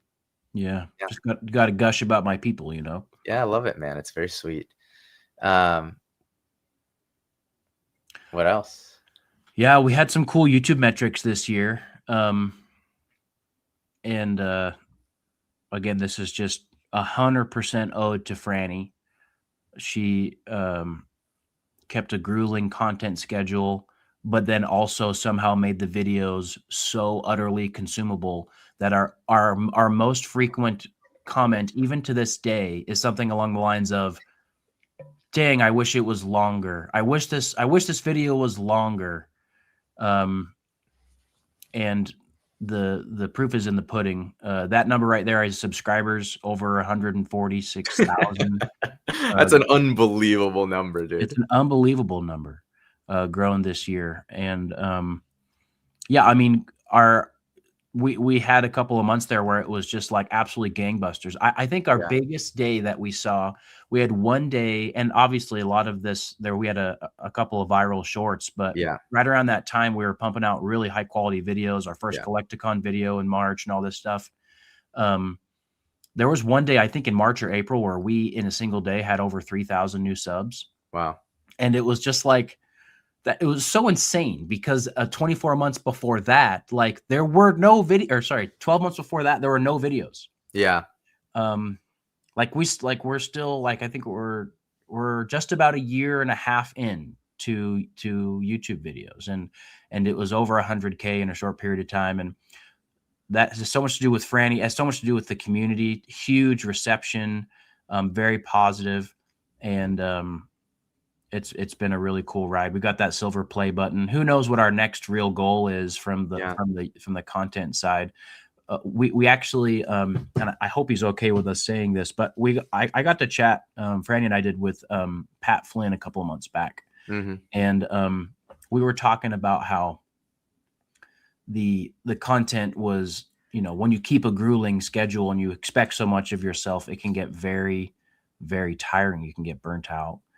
And he gave us a really cool piece of advice, which is, you should, instead of solving for growth or solving for revenue right now, you're in a place where you can kind of solve for fun. You can solve for enjoyment. And so hopefully you guys have noticed that we haven't posted as many videos as maybe we had in previous months, but they've been a bit different camera angles, different vibes, a little bit more vlog style. It just, keeping it a little bit fresh, and hopefully you guys have enjoyed it. I've personally loved it. And I think, to the point of like, is there a goal that maybe there doesn't need to be one now that you're at this point and you get to optimize for fun? Yeah, Like exactly. the channel essentially is like serving a lot of its purpose, right? It's like an extra income stream if things slow down a little bit. It's the big part of the marketing and the flywheel and the branding and the trust that brings people to your tables or to your DMs. So, I mean, it's doing what it needs to, and like a really pragmatic sense in the business. And now you can just make sure that you do it in a way that's sustainable for you guys, right? Like, I think it's awesome. That's exactly right. Love it. Beautiful. Yeah, and this slide here is really just about something that you mentioned, these new partnerships, the community that we're trying to build, the networking. Yeah. So we've got this relationships that we have, you and I, Midweek Machamps. It's been so much fun, and very again, very community focused.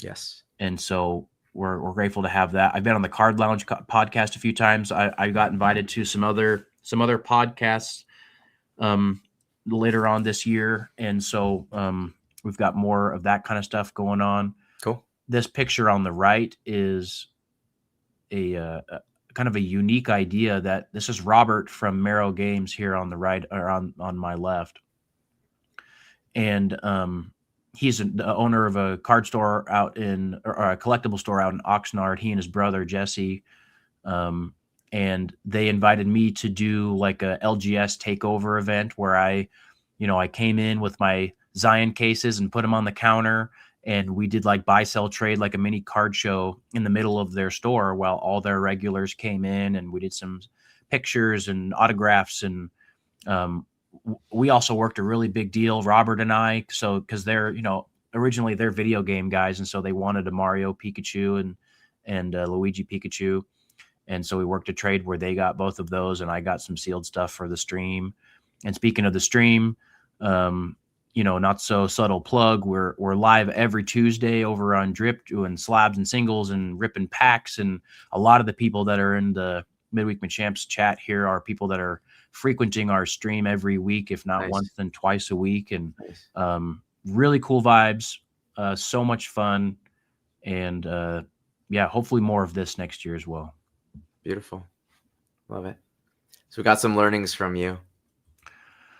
Learnings. Wow. I said this earlier. It was just so organic. I could not help but just spout it out. But this last piece, I think, is what I would really want to drive home. Because I think that there's this fine line between, I shouldn't ever compare myself because that's the thief of joy.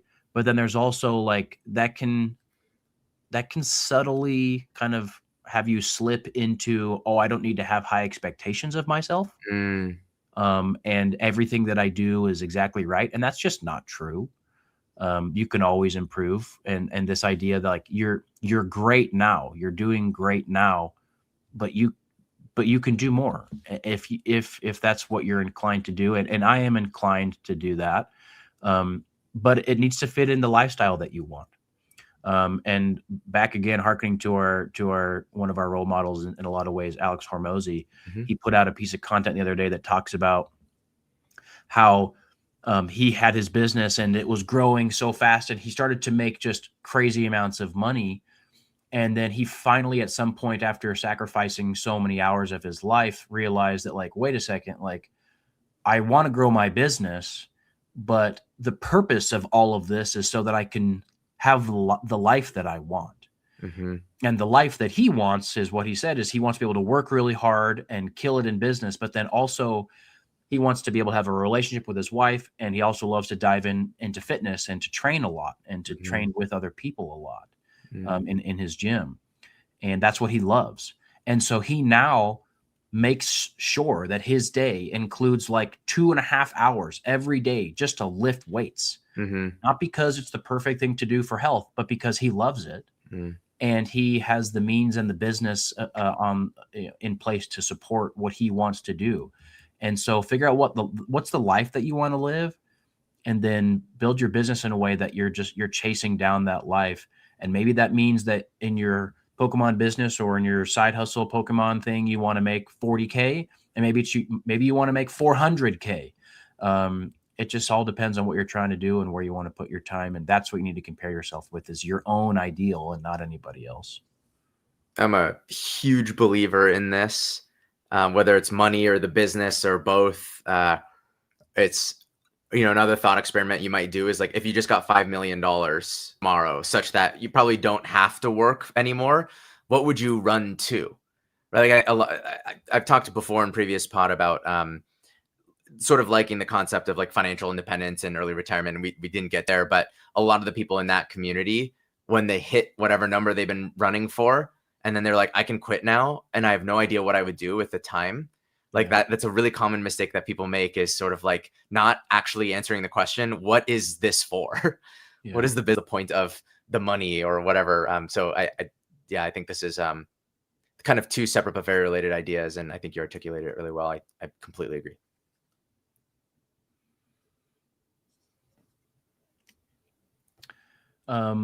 This is kind of an extension of that, but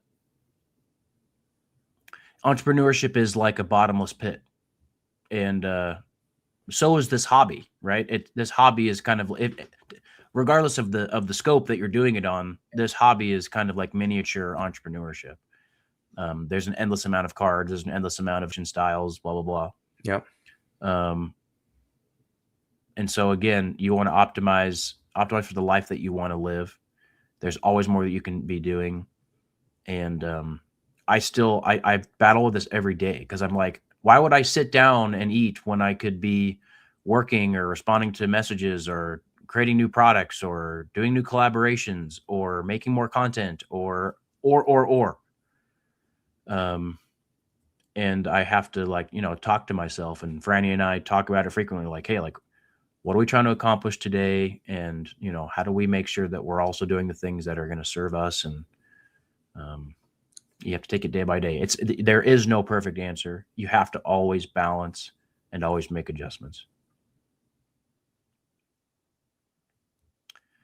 And this last one is kind of like my ethos for, and also my sales pitch for being an entrepreneur in general, which I was scared of doing my whole life. But you only get to go around the life party one time, and what I'm solving for personally is to do things that I care about, passionate about, and to lift up the people that I care about most. So. Yes. Love it. We had, for the chat, so that y'all know, we did our own parts independently of one another. So we actually came to a lot of really similar conclusions, which is not surprising to me knowing you now, but a lot of this, yes, make your money while you're alive is a well-placed make your money while you're alive from Wind Waker. We're all on the spectrum of health, but yeah, no, it's no, but in all seriousness, we arrived at really similar things, which is like, we're working hard toward these things in slightly different ways, in many overlapping ways. But at the end of it all, we're a lot of the things we said, like, collect the things you like, focus on the people, do things you like, like those are really the takeaways, completely irrespective of whatever metrics on the YouTube channel or in the financial side of the business, whatever those might look like. These are the things that we kind of always like center back to. Is makes sense, man. And we had a super chat from Blast Boost here before we move on. Blast Boost, keep at it, don't ever stop. It's been a great year. Shout out Blast Boost. Got to meet him in New Jersey Collecticon. He's a real one. One of the premier Blastoise collectors, and always a big supporter of the channel. Appreciate you, man. Thanks, man. All right. Well, let's zoom out before we talk about what's next in the hobby and what's next for us. Let's talk about how the hobby changed in 2025 as a whole. This is just a snippet of some of the headlines and things. I think they're things we've probably talked about on this podcast. If you take the title of every Midweek Machamps stream this year, I think you'd have a pretty good summary of what was going on in the hobby. We've got, the institutional investors thing, the start of a new block, the expansion and explosion in card shows, people scalping absurd amounts of stuff from Sam's Club and Costco and online, huge mainstream media coverage on Pokemon value and investing. And then when you look at, a card like Bubble Mew, I always like to look at as sort of like an amalgamation of the trends in the hobby. You kind Yes. of look at like where we started. This sort of, I don't know, Bubble Mew index or whatever. It's like, this is like, we've been through a lot on a lot of levels. What are some of the big things that come to, I don't know, what stands out for you in the hobby as a whole in 2025? Like, kind of almost removing yourself from it, because we just spent an hour talking about that piece, like the macro hobby. What comes to mind? This is all, again, all of these headlines, all of these charts, everything is just it's interrelated with one primary fact, which is the number of people who were involved investing their time and money into this hobby at the beginning of this year is way smaller than it is now. There are so many more people involved. And when you get more people involved, there's more economic, moral economic opportunity, or immoral, right? We've got all those scalper guys and their hand carts and whatever else, their elbows.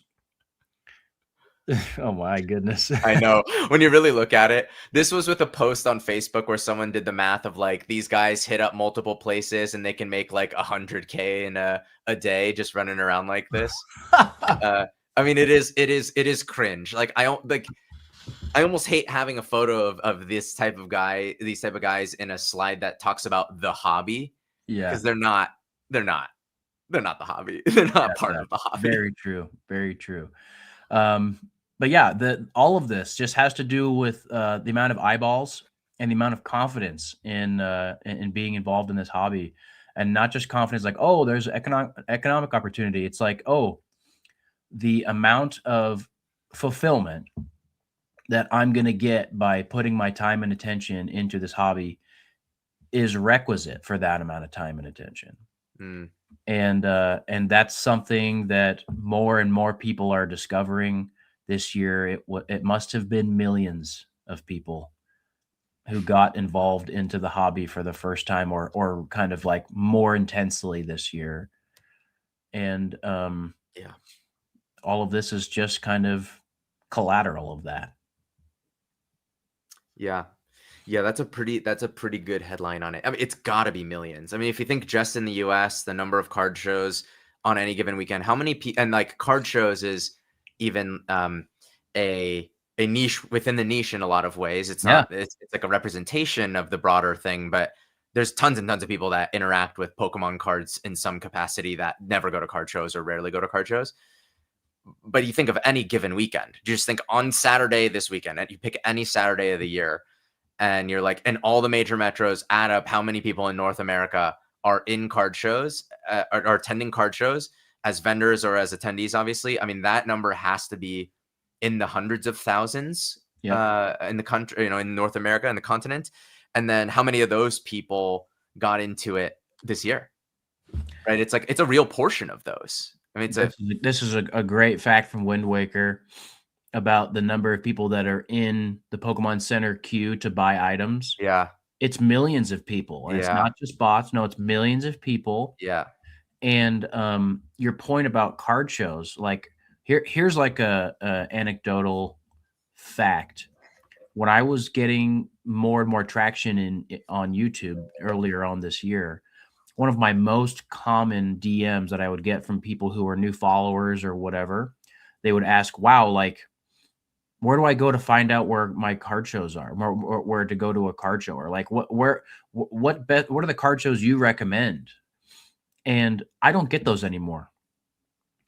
Despite me being a larger presence on YouTube than I was back then, because the people just know. Yeah. The marketing dollars are out there for Yeah. people to know about where to go for card shows. Totally. Like, more people are more involved than they've ever been, and it's card shows, and it's, retail stores, and it's how I mean, you were just talking about your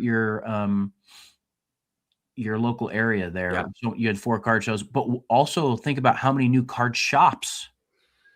Like, it's like all the time new card shops Yep. opening Yep. all over the country, more Yeah. than ever. Yeah. We might have talked about that a little bit in the Top Signals episode, a handful of episodes back. Um, that feels a little top signally to me because historically a brick and mortar card shop's really hard business to run. And so when a lot of people get into it thinking like, oh, I mean, like this is clearly going to work out. Like, for some of them it will, and I hope it does. But yeah, that's definitely an even smaller microcosm or like an even more niched down example of the explosion of it. But each one of those things represents huge macro interest this year. And Yeah. yeah, you talked about the Collecticon circuit expanding next year. So I mean, obviously the people that run that aren't looking at the minor slowdown in Pokemon right now and thinking, oh, do we want to do more shows? They're like, no, we're literally going to double down. Like we're going to do 50% more shows next year Yeah. in more locations, and it's probably going to go well. Yeah. Yeah, it probably will. Yeah. Yeah. Incredible. It is. It is. So a lot of good stuff, definitely some bad in there. Maybe we reflect on it with sort of just prompting this. We don't have to answer every one of these questions, but um, are there things that jump to mind that like definitely change for the better or for worse? And then on the bringing this back to the personal level, this is something that someone in my local scene asked me the other day. We were in a little DM chat, and he asked me how much fun I'm having now compared to last year. And I thought that was actually really, I had to think about it a little bit, and my answer was sort of nuanced. So, looking at sort of these really sort of two questions, anything jump to mind for you on the first set of them, things that changed clearly for the better or for the worse, other than the really, really obvious, maybe? What has changed for the worse? Nothing's in my mind has changed for the worse. All the bad things that happened this year or last year or whenever have happened before. Maybe they just happened at a bigger scale and got more publicity. But some things that have changed for the better that are new, I'm going to say 2 things, maybe 3 things. Number 1, the advent of the vendor POV content. Mm, And, that technically wasn't this year, but like, I think it reached its fever pitch this year. 100%. Um, and I'm not the creator of it. I know, shout out to Bulbasaur. He'll say he was the creator of it, but even he was inspired by other sources. And what that has done, and this goes into number 2, that has created a level of access to information and inspiration, for people to get back into the hobby Yeah. or to take the hobby more seriously than ever before. Yeah. And that is just, really special. Like like, we talk about certain companies that democratize, things to make it more accessible for people, whether it's food or information or Mm, healthcare or whatever. Like, this kind of vein of content has democratized in a lot of ways, um, what used to be an enormous and shady information gap, um, and that, because that has gone away, more people feel more comfortable to get involved. And that doesn't mean that there aren't going to be some scams and whatever from time to time, um, but there's just so much more good out there, so many more good people, so much more good information, good content. And that leads into the last one, which is number 3, which is so many more tools. Think about all of these apps, and we've talked about some of the drawbacks of them, but like, they're a net benefit. Like, the fact that you can go on your app right now and find a pretty fair, close to at least market value of almost any of these items, thousands and thousands of just different SKUs in different conditions. Like, it is an ocean of information mhm. that you can access about about your items and what to do with them and how desirable they are and what's inside the sealed box and all of that. It's insane, and Yeah. that's a change for the better. Yeah. Yeah. 100%, man. Yeah. The vendor content is, I think, probably ultimately the introduction. I mean, I guess what percentage of people that are at shows in any capacity that got into it in the last 2 years got into it in part because they watched vendor POV videos of card shows? That percentage must be extremely high. It has to be. It has to be like 80% plus, 90%. It has to be huge, It right? has to be Because massive. like we're talking about the attention economy, like social media and the proliferation of those videos, Yeah, shorts, long form, etc., has like moved the needle on the success of these shows in such a huge way. Such a huge way. 100%. So when I was asked by Ketchum Sal, what era, like, am I having more or less fun than last year? I might try to pull up my answer so I could be concise, but it was sort of nuanced. I felt like, obviously, when it comes to opening product and getting product, it's less fun than it was a year ago. Sure. I do less of it as a result of the situation now. Going to shows is, I think, a pretty similar level of fun to me right now as it was a year ago. Making content, more fun than it was a year ago. Cool. Working on the business part of the way that I'm interacting with this, way more fun than it was a year ago. The community part of it, like let's go like small community, the local people, at least as fun, maybe more fun now that, like, as I've vended more, I've become closer with vendors. And then obviously as I zoom out more, like creators, like my relationship with you is a 2025 thing. And then communities like the ones that are in the chat right now, the 271 people watching, and the people that watch our videos or come up at card shows, those are astronomically more fun.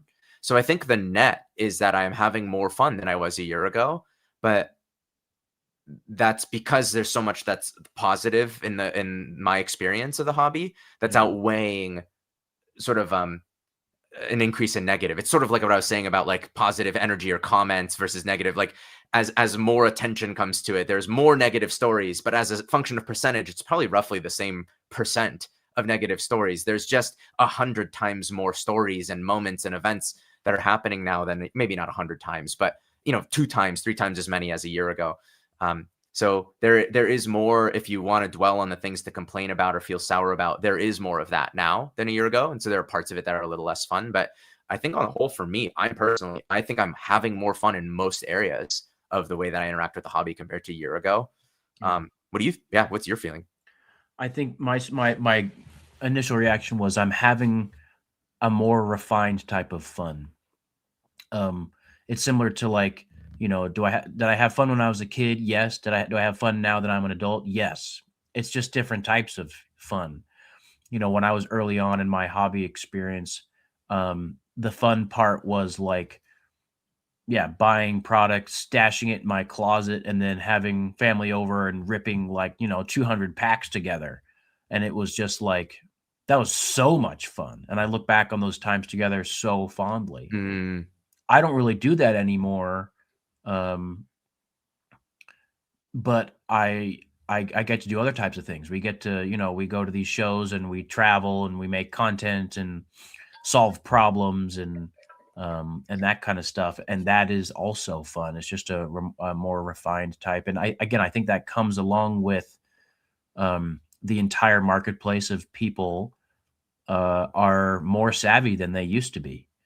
And to, you know, it's kind of like, let's do a little jujitsu comparison, like when you go to your first few grappling classes, like it's fun to just kind of like, wrestle around and then you kind of learn a technique and it's like, whoa, like this technique actually works.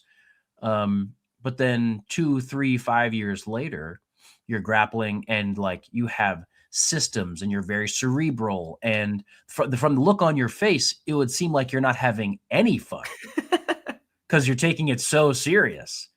Um, but you're having so much fun because you're just so much more engaged, but just at a different caliber, you know?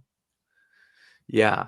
Yeah, that's an interesting analogy. I actually think the first few classes are fun because it's novel, and then I think there's a long trough. There's like a 1 year trough where it's not fun at all because you're just getting obliterated, and you finally are realizing how long it's going to take to string a single sentence together. It's Yeah. like learning some secret language where you just learn a word a week, and then you're like, oh, in a year I'll be able to like say something. I never went through that, Ricky. That's the woes of a 150-pound man, okay? Oh, When you're brutal. over Yeah. 200 like me, you just get to win more often. Yeah, I felt that. You know what? You're catching something. I'm calling out your big privilege. Because you're like, "Oh yeah, you just like learn a move and then in 2 weeks you're just like, that's Yeah. cool. That move worked." That Yeah. is You not the just pick average. on some smaller guy in the gym and you beat him up and you move on to the next guy. Okay, we're charmeandering now.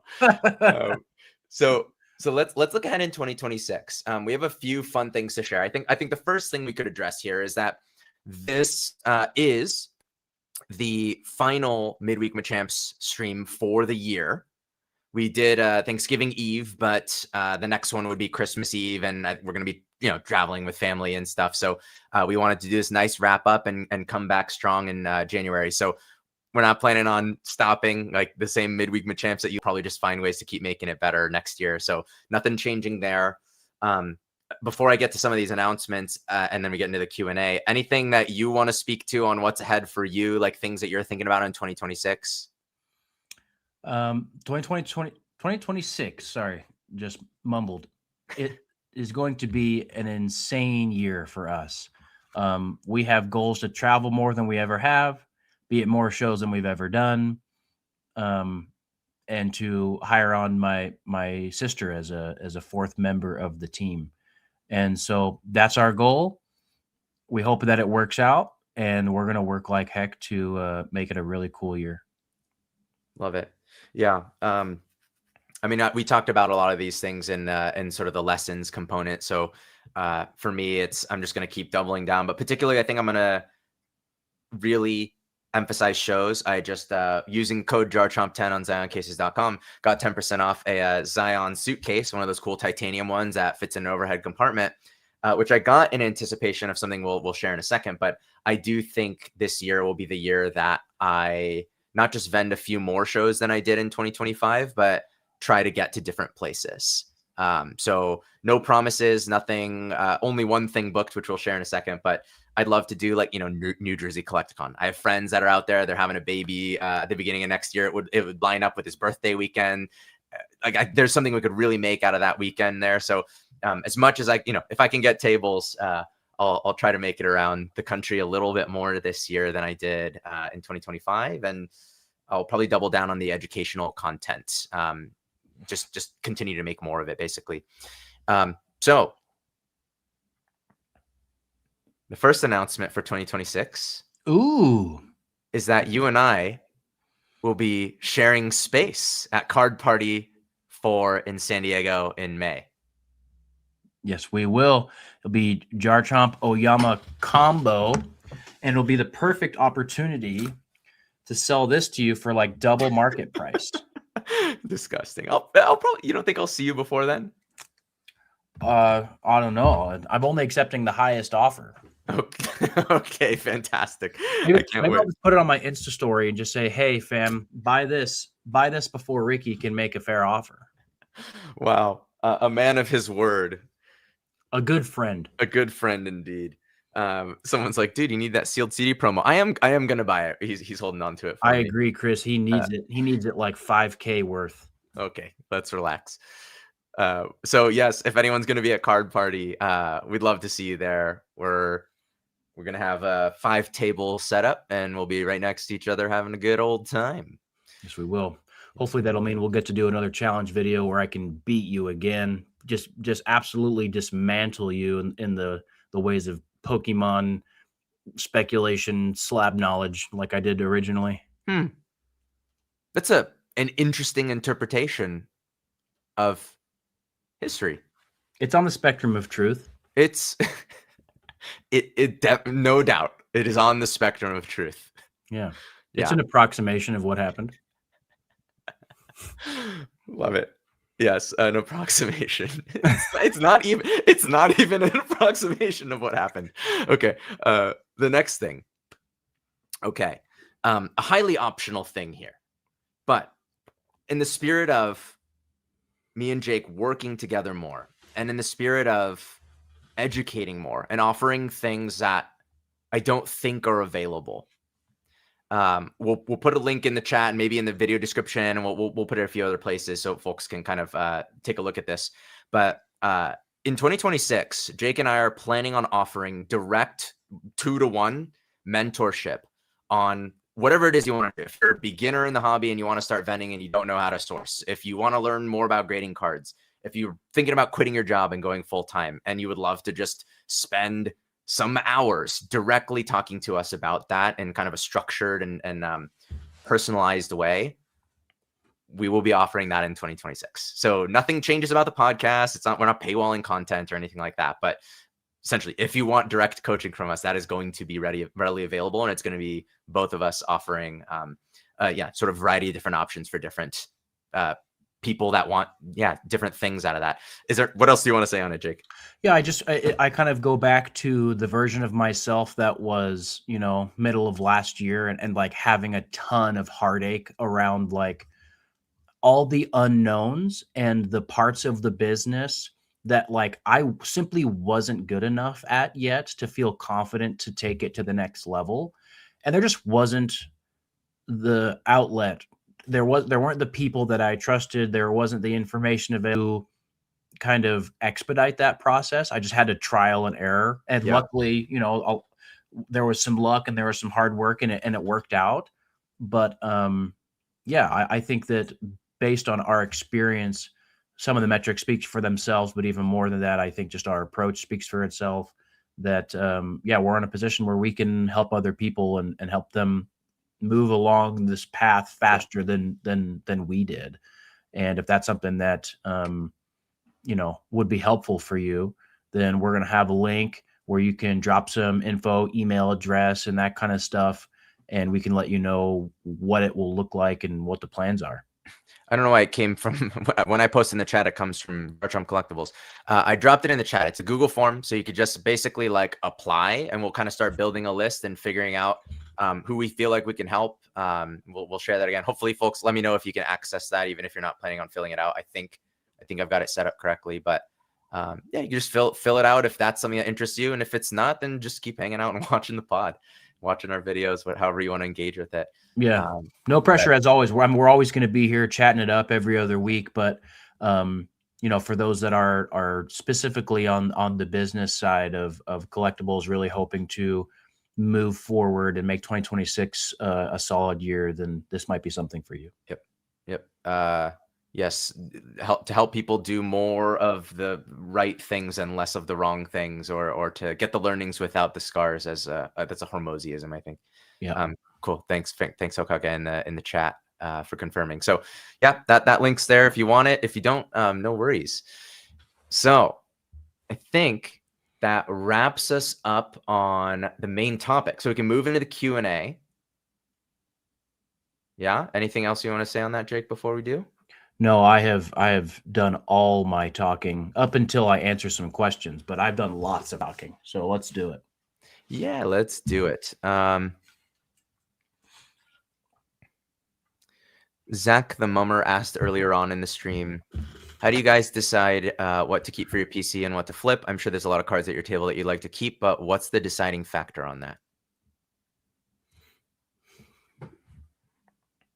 I know that some people are a bit more analytical on this, and like they keep very close track of the value of their active inventory, and in order to like feel like they have the opportunity to have the kind of success at a show that they want to have, they don't want their inventory value to dip below a certain point. And so that will kind of gauge whether or not they can take something out of their inventory and put it in their personal collection. Not something that I do personally. And there are some times where, like, on that spectrum, I get too far on one or the other. And there's been a couple of times where I'm like, okay, let's kind of wash house on this this portion of the PC and put it all into the inventory and move on because I got too unbalanced. Not a perfect science for me, but what I can say is the best way to approach this, I would say, is to have very specific personal collection goals. And then when something comes across your table that is included in your personal collection that you have a strict goal for, do it. Like, that's what we're here for. Yep. I will add to that. There's nothing you said that I disagree with. I just I thought of it differently. So my simple answer is that I kind of do a Marie Kondo approach of like touching the things in my collection regularly to determine whether they spark joy. And somebody else asked a little bit about if we get desensitized, which we can come back to, but this is very related to that for me because my experience actually is that by vending and interacting with lots of cards, I do get desensitized a little bit to cool cards. Come like I've seen this card 1,000, like I don't take it in. I just look at it on the surface.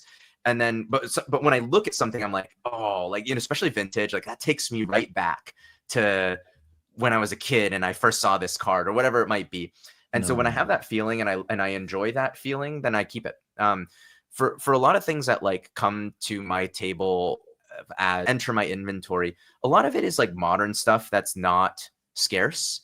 And so I don't feel that precious about holding on to it because I have done this just long enough to know that there's a really good chance I'm going to see that card again. And for some cards, I'll see it again like in an hour at a busy enough show. So that's one of the ways that I think about it is like, do I actually need this? How hard will it be for me to find it again? And how do I feel literally when I touch it? Like, do I like it? And so I go back through my PC, my main God binder, if you will, Jake. And I do go through it maybe every 2 months. And I go through it more often than that, but I go through it every 2 months with the frame of mind of, is there anything in here that I don't love enough to keep that I would rather just like move into inventory? And the most recent time I did this was like 2 weeks ago. And I think I moved only one card out. So I really actually love what's in my binder right now. So that's how I decided. It's like purely emotional. Do I feel anything when I look at or touch the thing? I love it. I'm very similar. Cool. Going back into the start here. So that goes into that question from Christopher, who's been in the chat with us a lot today. Thanks, Chris, for hanging out. Do you guys ever feel desensitized to the cards? My short answer is yes. If it's not something I've seen, never, if I've seen it more than a few times, I need to sort of be intentional. So that's my honest answer is like, totally. I do get desensitized to some of them. Yeah, this is like one of the main reasons why I originally went for that Delta species collection goal, and then also the e-reader collection goal.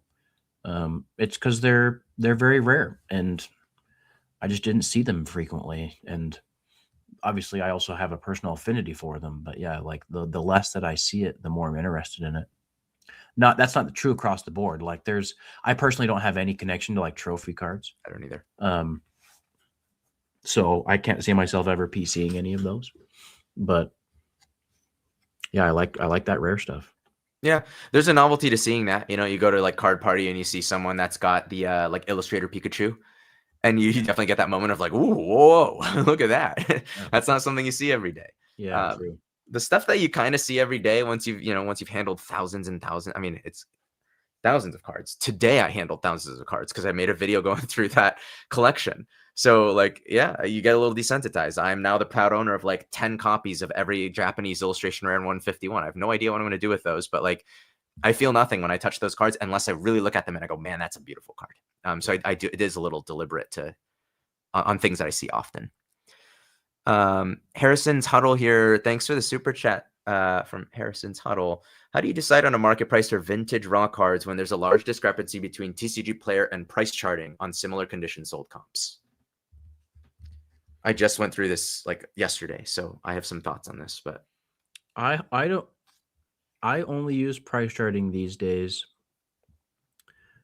as a partial point of reference. Same. Specifically in this situation, when I need to see what are sold values for vintage cards in lower grades that are similar in condition, in my opinion, to the raw card that's in my hand. And the answer is there is no perfect science. And the truth is that near mint, near mint or actually like mint vintage cards are actually rare. Yeah. And there are people, myself included, who are willing to pay more than recent near mint sales listings on TCG Player for those kinds of cards, because I know the value of them and the rarity of them, the grading opportunity potentially. Um, I mean, if I have like last night, for example, on stream, I had what's essentially a pack fresh Umbreon Prime card. And like when I'm thinking about the math of the cost of the pack and what is like an 8 sell for, a 9 sell for, the opportunity for a 10, like all of that has to come into play when I'm thinking about what a fair market price would be. But just be prepared that other people are going to want to know those things too. So when you put your price on it, if you're actually trying to sell it, that you need to be able to tell that same story and justify that price to your buyer. Yep. Yep. Well said. TCG Player, I don't.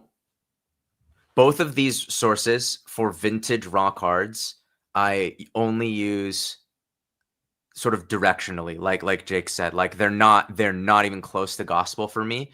TCG Player for mint modern, near mint modern cards all day long, but Yeah. not vintage. And the big reason is that they just don't sell very frequently and often don't have like photos in the listings. So it's just sort of, what are you comparing to? Yeah. So an example is that somebody that I met when I was at a card shop in Denver was trying to sell some childhood cards, and specifically he has a first edition Neo Umbreon Hollow that it's in great surface condition. It has a little kind of like 3-ring binder bite in it a little bit. Yeah. So I told him the best the best we can do, because there's like no sales of a first edition like in the past 6 months. There's just no data on it, like hardly anywhere. And even in mid grades, it's like 1.4 and 1.6 is sold in the last few months that I could publicly find on eBay or whatever. Yeah. So you just sort of do your, like, to Jake's point, you do your best, and this takes some eye and repetition and practice. You do your best to assume as to what the grade for that card would be. And I thought, an otherwise clean card with a bite like that and a little bit of whitening is probably a 5 or 6. And here's about what those sell for. And here's about how much the market has gone up or down on cards like these ones since the last time this sold 3 months ago. Yep. And so my estimate for the value is X. Like it is, there is for this almost more art than science for this specific scenario. These vintage raw cards are tricky. Rare vintage raw cards. Yeah. And just one last plug on this for you, Ricky, like the experience that comes from having graded hundreds of cards, modern and vintage, like you can look at a card and say, like, based on what I'm seeing here, you're probably looking at this grade plus or -1 for, random PSA opinion of the day. And so that's, that kind of opinion only comes with experience of grading many, many cards yourself. Or buying many, many cards that are in those grades and selling them or cracking them out and trying to regrade, or all that entire arbitrage play. Like that's experience. And in my opinion, that experience is worth value, and buyers will recognize that value by your ability to tell them and express that expertise in your story. Yep. Yep. One plug I'll make, while I agree, and it's part of the reason that I grade and have, I guess more specifically, it's part of the reason I went through grading the way that I did. A lot of it, like I started really low risk and really high variety. Like I sent in things that I thought were 8s to see if I could identify like a mid-era 8. Like I sent things from different eras, different conditions in my first few shipments for the data and the learning. But I think another way that you could do this, you just have to, again, be deliberate about it, is to sort of study the cards in those grades. So you don't necessarily have to grade, but if you look at 500 vintage cards in every grade from like 3 to 10, you can start to sort of build that pattern for yourself, even if you don't send them in yourself. But you sort of have to do your homework. Yep. Yeah.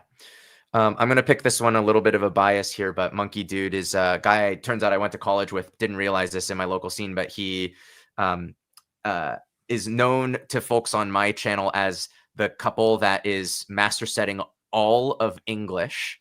I've actually talked about this guy before as a favorite favorite deal at the beginning of one of our streams, a couple streams back, I think, because they're just true collectors and they're like 91 or 92% through every English card ever made. Wow. And they've been on this journey for, I think, a decade or longer at this point, roughly a decade. So I'm picking his. What's up, man? How do you feel about that? I love that goal. Insane. Insane goal. How do you feel about alt for recent graded sales and speculative grading / pricing based on that? I use them. I use Card Ladder. Again, we're talking about just data aggregators. I look at alt even more frequently just because they have a section where you can look at active listings as well, kind of see the trend of the card, because it might have sold at auction for $160, but the lowest list buy it now is $225. And so like I personally am not going to necessarily compete with the lowest ever auction. I'm probably going to try to compete as far from a pricing standpoint with like what are listings at, or somewhere in between, something that I think is more fair of what it could be worth, given the fact that like in order to get that low auction, like you had to be on eBay at that second and put bid in, and you probably bid, the eBay bidding process works, so you were willing to pay higher. So like not a perfect science, but I use those tools. Yep. Agreed. I like alt just because I find it pretty intuitive from a UI standpoint, particularly for scanning a single slab at a time.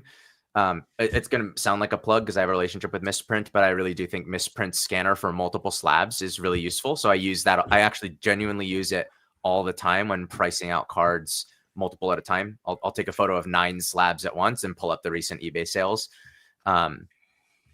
So it just depends. I mean, a lot of people use Card Ladder as like the only source of truth now as well. So, but they're all they're all kind of aggregating the same data at the end of the day. It's just a matter of preference more than almost anything.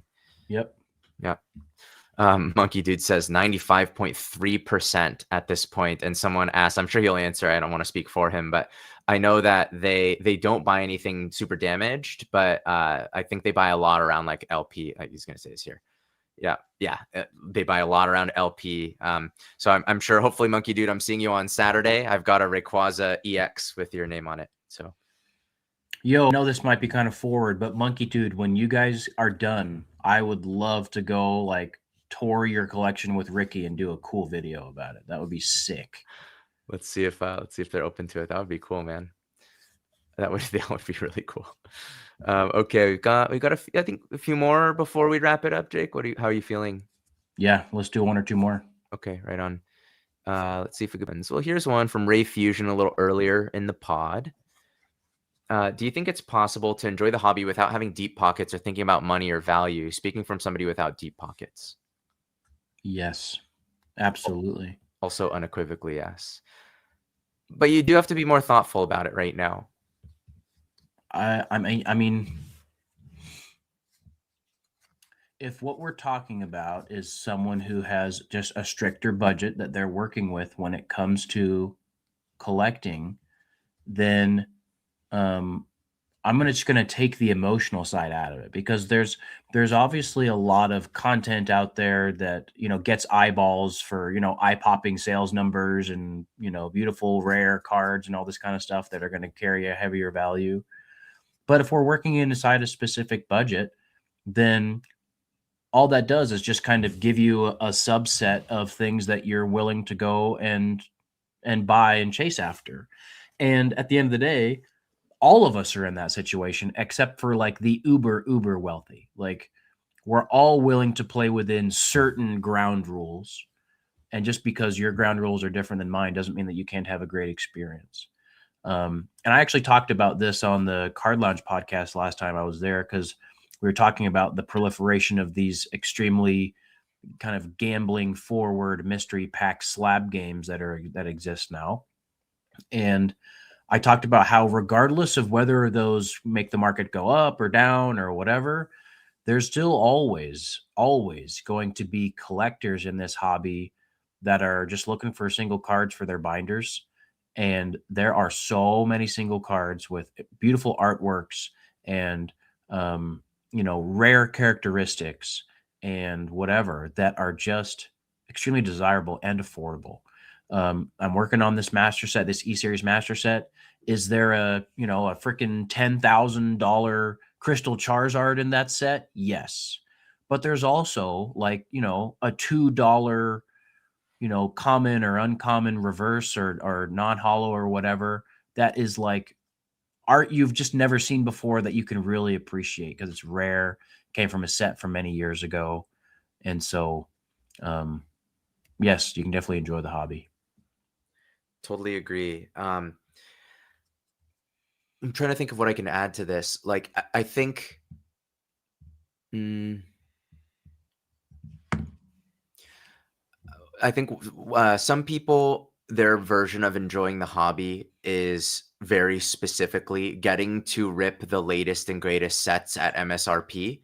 And I made a video a while back, sort of giving the tough love that like none of us are entitled to that.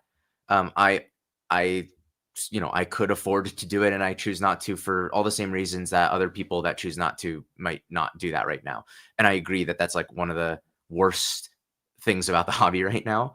That's different than in previous years. But I mean, if the question's just blanket, is it possible to enjoy the hobby without deep pockets? Of course. The first shows I went to, I had very tiny budgets. I spent like less than $100 at shows the first several times I went to shows.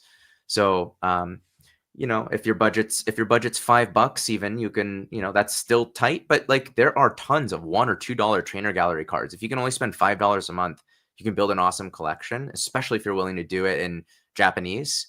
You can get a lot of those things for even cheaper. So part of it comes down to like how picky you are, or I guess like how, for lack of a better phrasing, I almost hate to say it this way, like how entitled you feel about the very specific way that you interact with the hobby. Yes. But I think if you're open to how you interact with the hobby, there are so many great ways to do it.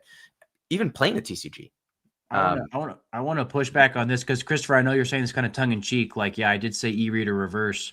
There probably aren't that many that are like near mint listed $2 reverse, but there's a lot of those reverses that I have in my binder where my cost basis in them is $2 or less because I bought them in a collection of 10 or 15 or 50 cards and sold the ones that I didn't need and kept the ones that I wanted.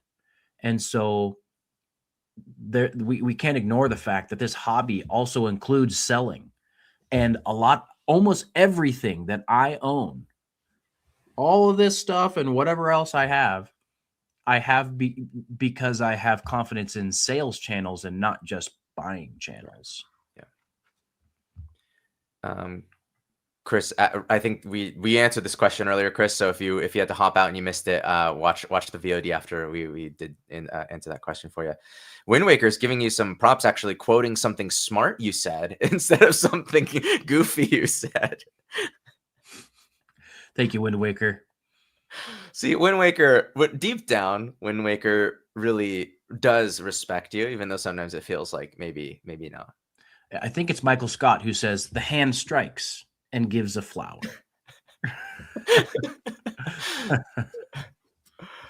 Who's your carnivore? How often do you hold back cards believing they will go up in value down the road, or do you just sell and make your percentage and move on?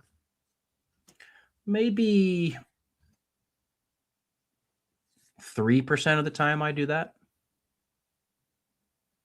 It's rare, but like, sometimes I get a card and I'm like, this is just way too cheap for what it is. I sit on it, put it on the background, put it into a binder or whatever. But Yep. it's not too often. Same. There's probably two ways that I personally do this. One, you kind of alluded to yourself doing this, Jake, is there are some sealed promos that one of two things happens. Either I think they're undervalued, so I kind of hoard like 20 of them, and then I just forget about them, and someday they'll be worth 50 or something, or they'll be worth 0, and I only lose a couple $100 if I'm dead wrong. The alternative is like you buy like a lot of the Pokemon Center stamped stuff. I actually bought in at higher prices than they are now. They're like relatively depressed right now in terms of price. So that's the second scenario. Is I will typically set things aside if I sort of feel too underwater on them and I believe they'll come back. So a good example is the Van Gogh Pikachu. I got traded into that card when its market value was in like the 22 to 23 range. I think they're like 13 now. So I'm not willing to lose $1,000 on that card, even though I'm sure I could dig myself out through trading and stuff. But I also just think that card was once 2,000, and even though there's a ton of them, it'll just be that someday. So whatever, it's not ideal tying up 13 or whatever $2,000 worth of value and waiting to someday get just that value out. But if a card comes down below a level that I think I'm underwater a little bit on it, and it'll come back later. That's the most actually common scenario that I hold on to. I don't otherwise like invest cards. I do this thing with sealed a little bit more, where the intention is of some of the sealed, a lot of the sealed is value going up later. I don't do it as much as singles. Yeah, I was gonna say like your example is the Van Gogh. My example is this guy here. This is Lugia GX from Lost Thunder. Okay. Cool. I bought this for more than it's worth now, but like number one, I like it.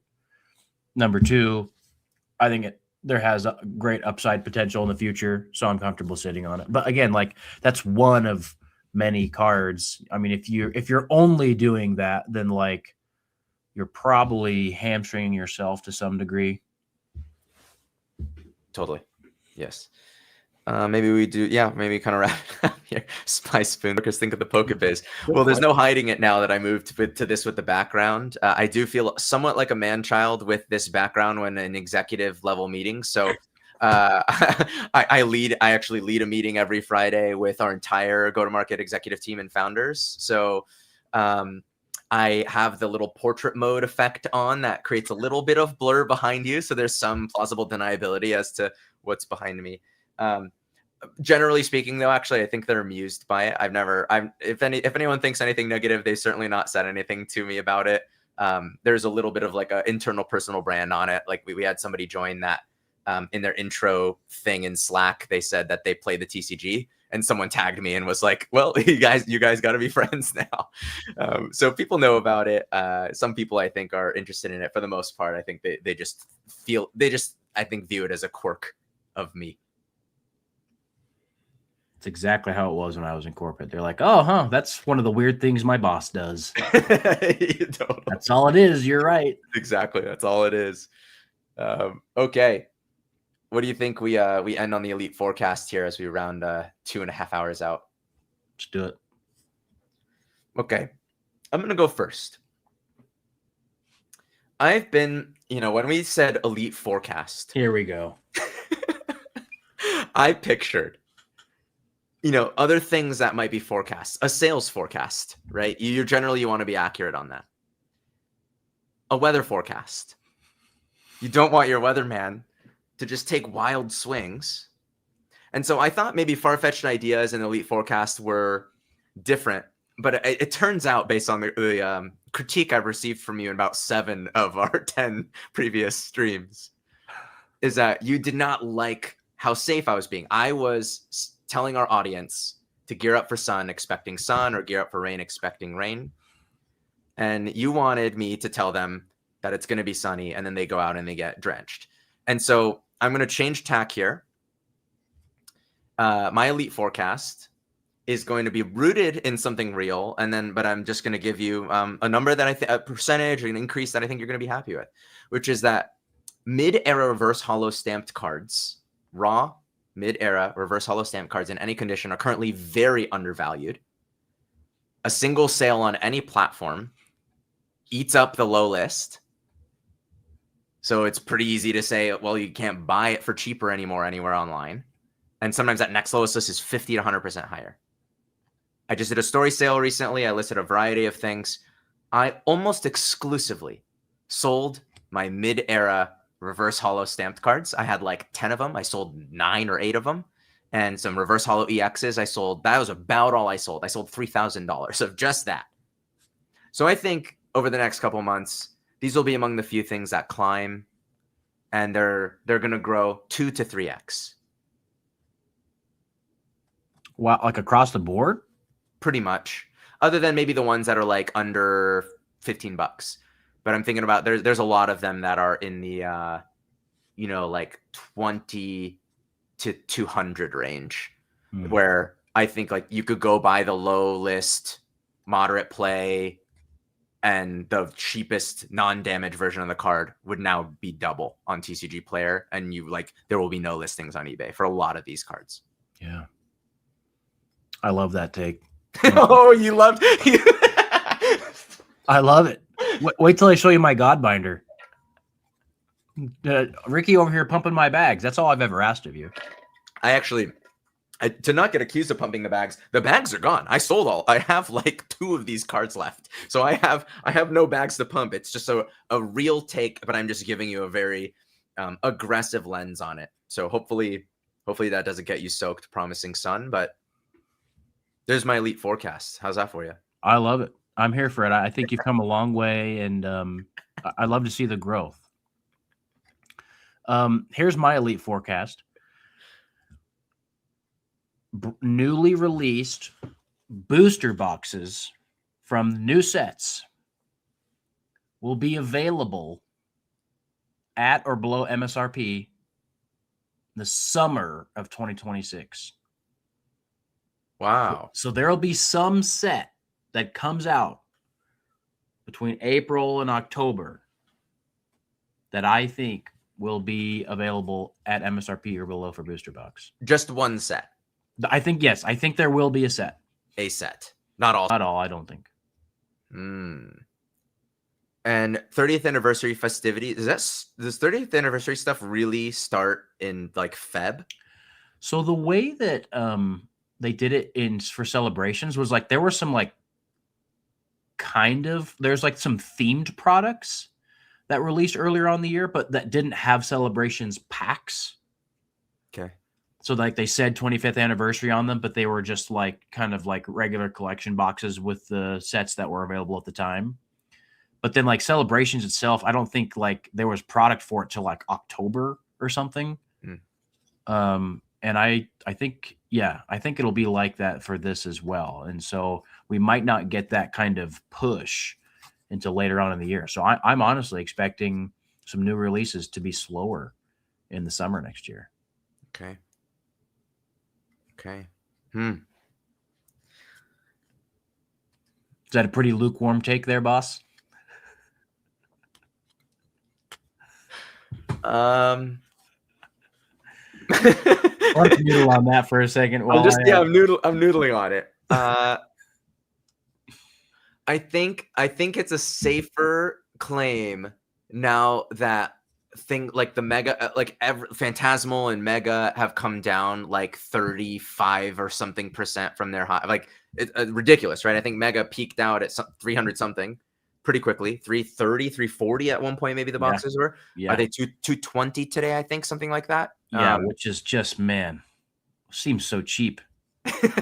So yeah, after some of the products have gone down 40%, is it the boldest take I could think of? No.